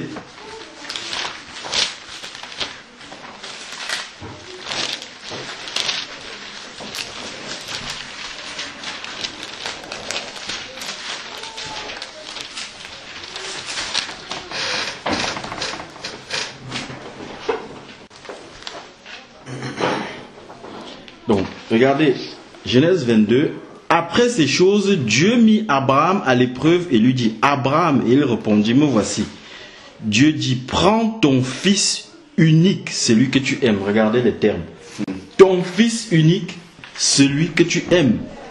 Isaac, va-t'en au pays de Morija et là, offre-le en holocauste sur l'une des montagnes que je te dirai. Donc Abraham va prendre son fils. Bon, nous n'allons pas tout lire, nous allons aller vraiment à la fin. Donc on peut sauter ici au verset 7. Alors Isaac parla à Abraham son père et dit, mon père. Et il répondit, me voici mon fils. Isaac reprit, voici le feu et le bois, mais où est l'agneau pour l'holocauste? Abraham répondit, mon fils, Dieu se pourvoira lui-même de l'agneau pour l'holocauste. Et ils marchèrent tous deux ensemble. Lorsqu'ils furent arrivés au lieu dit, où Dieu lui avait dit, Abraham y éleva un autel et rangea le bois, et lia son fils Isaac, et le mit sur l'autel par-dessus le bois. Puis Abraham étendit la main et prit le couteau pour égorger son fils. Alors l'ange de l'Éternel l'appela des cieux et dit, Abraham, Abraham. Et il répondit, me voici. L'ange dit, n'avance pas ta main sur l'enfant, ne lui fais rien, car je sais maintenant que tu crains Dieu et que tu ne m'as pas refusé ton fils unique. Abraham leva les yeux et vit derrière lui un bélier retenu sur le buisson par ses cornes. Et Abraham alla prendre le bélier et l'offrir en holocauste à la place de son fils. Abraham donna à ce lieu le nom Yahvé-Jiré. Et cet homme Yahvé-Jiré veut dire Dieu pourvoit. Dieu annonçait déjà ici à Abraham ce qu'il devait faire pour l'humanité. Dieu lui-même prend son propre fils l'amène en sacrifice à la boucherie. Puisque si vous lisez Ésaïe 53, nulle part Ésaïe ne parle des hommes. Tu l'as frappé. Le châtiment qui nous a donné la paix. Lisons Ésaïe 53, vous allez voir que nulle part, à aucun moment on dit les Romains, tiens, voilà ce qui lui est arrivé. À aucun moment. Ésaïe, ici, va parler directement de Dieu lui-même, agissant.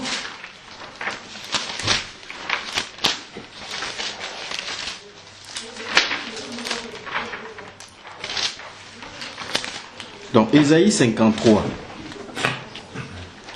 Qui a cru ce qui nous avait été annoncé? Qui a reconnu le bras de l'Éternel? Déjà, cette question-là nous fait comprendre qui a reconnu le bras de l'Éternel. Qui a reconnu que c'est Dieu lui-même qui était en train de châtier son propre fils à la place des hommes. C'est la question que Ésaïe pose ici plusieurs centaines d'années avant. Verset 3. Méprisé et abandonné des hommes, homme de douleur, habitué de la souffrance, semblable à celui dont on détourne le visage. Nous l'avons dédaigné. Nous n'avons fait de lui aucun cas. Cependant, ce sont nos souffrances qu'il a portées. Ce sont nos douleurs qu'il s'est chargé. Nous l'avons considéré comme puni, frappé, humilié. Frappé de Dieu et humilié. Mais il était blessé pour nos péchés, brisé pour nos iniquités. Le châtiment qui nous donne la paix est tombé sur lui et c'est par ses meurtrissures que nous sommes guéris. Nous étions tous errants comme des brebis. Chacun suivait sa propre voie. L'Éternel, regardez bien, l'Éternel a fait retomber sur lui l'iniquité de nous tous. Il a été maltraité et opprimé. Il n'a point ouvert la bouche, semblable à l'agneau qu'on mène à la boucherie. Il n'a point ouvert la bouche. Il a été enlevé par l'angoisse et le châtiment. Et si nous allons au verset 10, il a plu à l'Éternel, nous l'avons déjà lu, à l'Éternel de le briser par la souffrance. Vous voyez ici, quand on lit la Bible, la souffrance ici, telle que la religion a voulu que nous percevons la croix du Seigneur, ce n'est pas ce que la parole de Dieu nous dit en fait. Bien entendu, il y avait cette souffrance physique, ça c'était dans la coupe, les clous, les fouets, tout ça.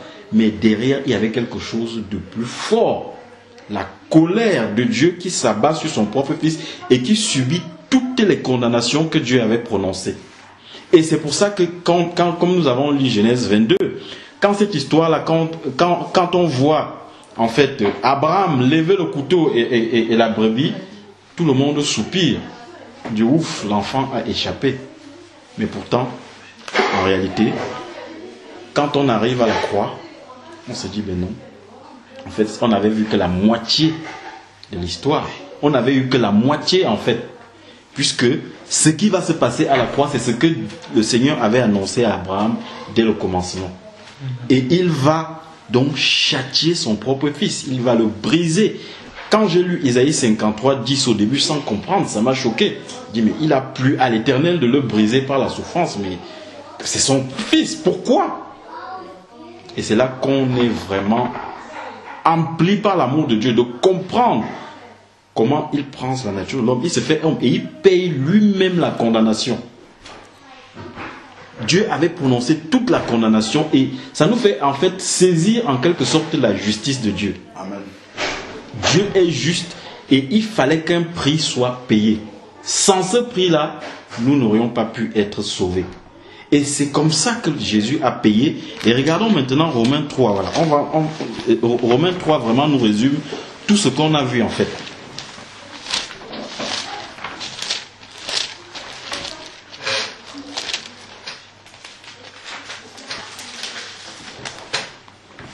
Donc Romains 3.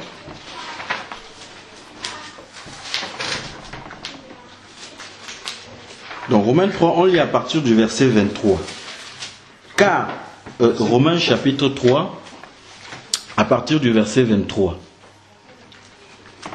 Car tous ont péché et sont privés de la gloire de Dieu, et ils sont gratuitement justifiés par sa grâce, par le moyen de la rédemption qui est en Jésus-Christ. c'est lui que Dieu a destiné par son sang à être pour ceux qui croiraient victime propitiatoire, afin de montrer sa justice, parce qu'il avait laissé impuni le péché commis auparavant au temps de sa patience. Il montre ainsi sa justice dans le temps présent. Regardez, prêtez attention ici, de manière à être juste, tout en justifiant celui qui a la foi en Jésus-Christ. C'est parce que Jésus-Christ avait payé que Dieu a pu pardonner en étant juste. Donc si Dieu nous avait pardonné sans le sacrifice de la croix, il serait injuste. C'est ce que l'apôtre nous dit ici en fait. Dieu, il a été victime. Et le mot propitiatoire, c'est rendre propice. C'est par le sacrifice de la croix. C'est parce que Jésus-Christ a accompli. Quand il dit tout est accompli, le châtiment a été accompli, la condamnation a été ôtée, et maintenant le pardon de Dieu peut être propice. Et c'est pour cela que la vie du chrétien doit être également une vie de souffrance. C'est pour ça que j'ai fait vraiment un résumé sur la croix en fait. Amen. Amen. C'est ça la croix. Jésus-Christ n'avait rien fait. Il est arrivé. Et qu'est-ce qu'il va dire dans Jean 10? Qu'est-ce que je vais dire? Délivre-moi de cette heure. Non, c'est pour cette heure que je suis venu dans le monde. Imaginez-vous, il est venu dans le monde pour être égorgé.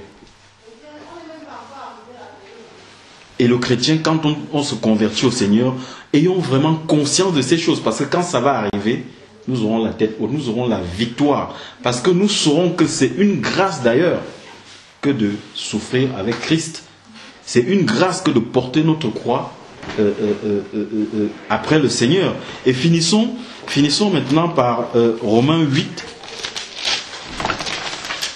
Pour voir vraiment l'exhortation que le Seigneur nous donne et la force qu'il nous donne en fait.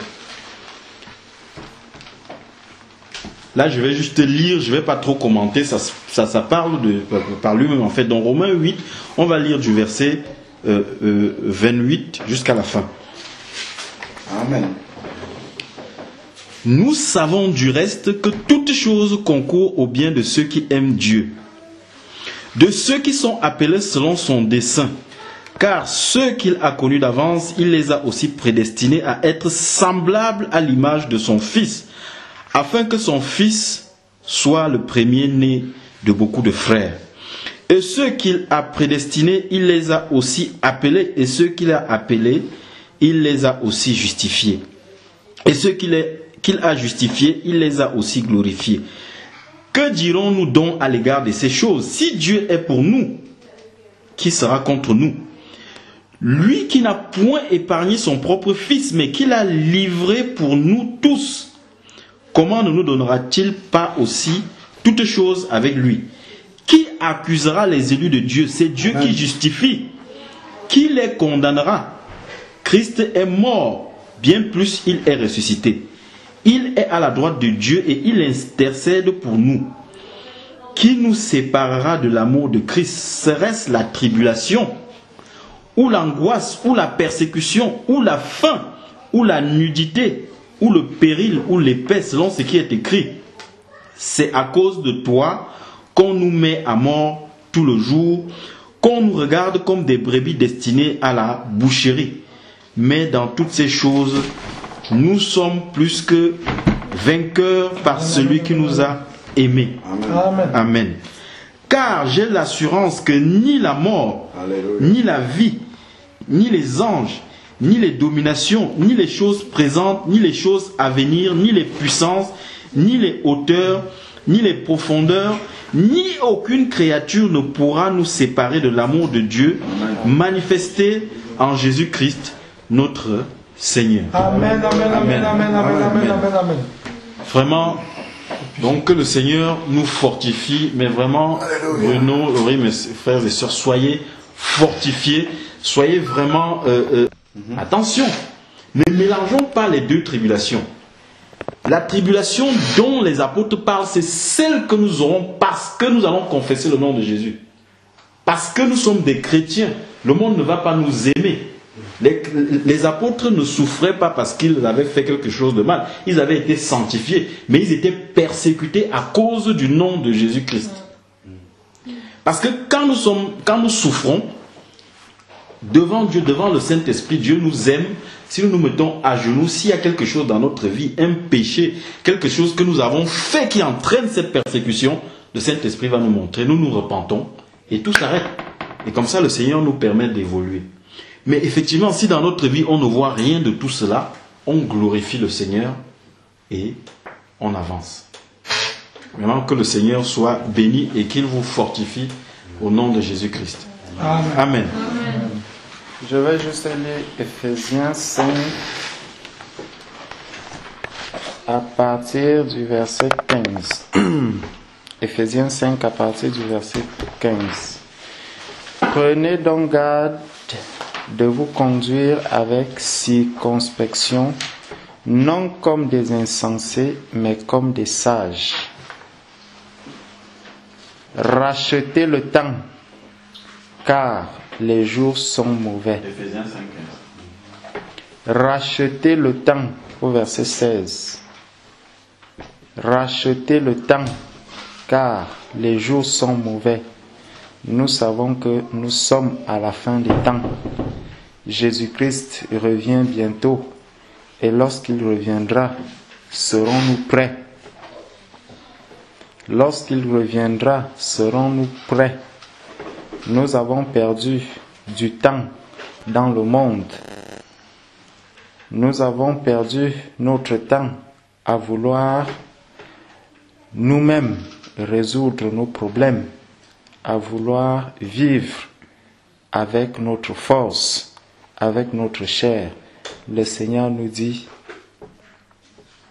nous demande de nous conduire avec circonspection, non comme des insensés, parce qu'aujourd'hui, un enfant de Dieu n'est plus insensé, mais il est devenu sage, parce que c'est le Seigneur qui nous a donné sa sagesse. Et verset 17, il dit, c'est pourquoi ne soyez pas inconsidérés, mais comprenez quelle est la volonté du Seigneur. La volonté du Seigneur, c'est que chacun porte sa croix. C'est que chacun souffre à cause du nom de Jésus. C'est que chacun avance avec assurance en sachant que j'ai quelqu'un qui combat pour moi.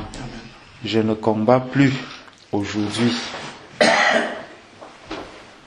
Ne vous enivrez pas de vin, c'est de la débauche. Soyez au contraire remplis de l'esprit. Entretenez-vous par des psaumes. Nous avons passé du temps à louer le Seigneur, à partager la parole.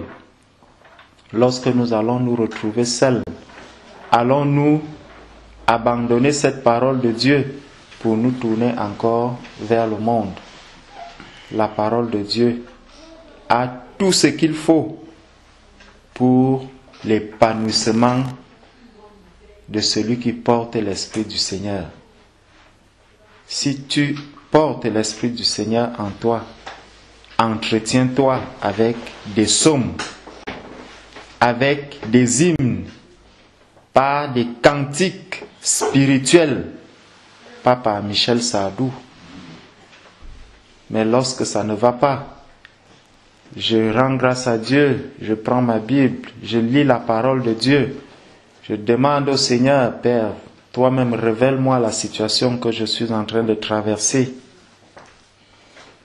Je chante des cantiques spirituels, chantant et célébrant de tout votre cœur les louanges du Seigneur. Donc même quand ça ne va pas, que je me lève dans la nuit à minuit, 1h du matin, 2h, je me mets à louer le Seigneur, je me mets à glorifier le nom du Seigneur, je me mets à chanter des cantiques. Verset 20, rendez continuellement grâce pour toutes choses à Dieu le Père. Seigneur, je te rends grâce de ce qu'aujourd'hui j'ai encore souffert. Est-ce que quelqu'un est capable de le faire? Rendre grâce au Seigneur parce qu'il a vraiment été perturbé dans la nuit.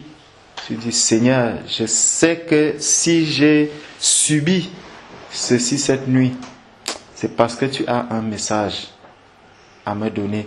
Nous savons que lorsque nous souffrons, le Seigneur est plus près de nous. Le Seigneur nous parle au travers de la souffrance que nous traversons, au travers de ce qui nous arrive. Étant enfants de Dieu, remplis de l'Esprit de Dieu, le Seigneur nous conduit. Le Seigneur nous révèle des choses. Il nous révèle sa parole. Il nous révèle sa pensée. Même dans la souffrance, rendons-lui grâce. Parce qu'il n'y a aucune souffrance.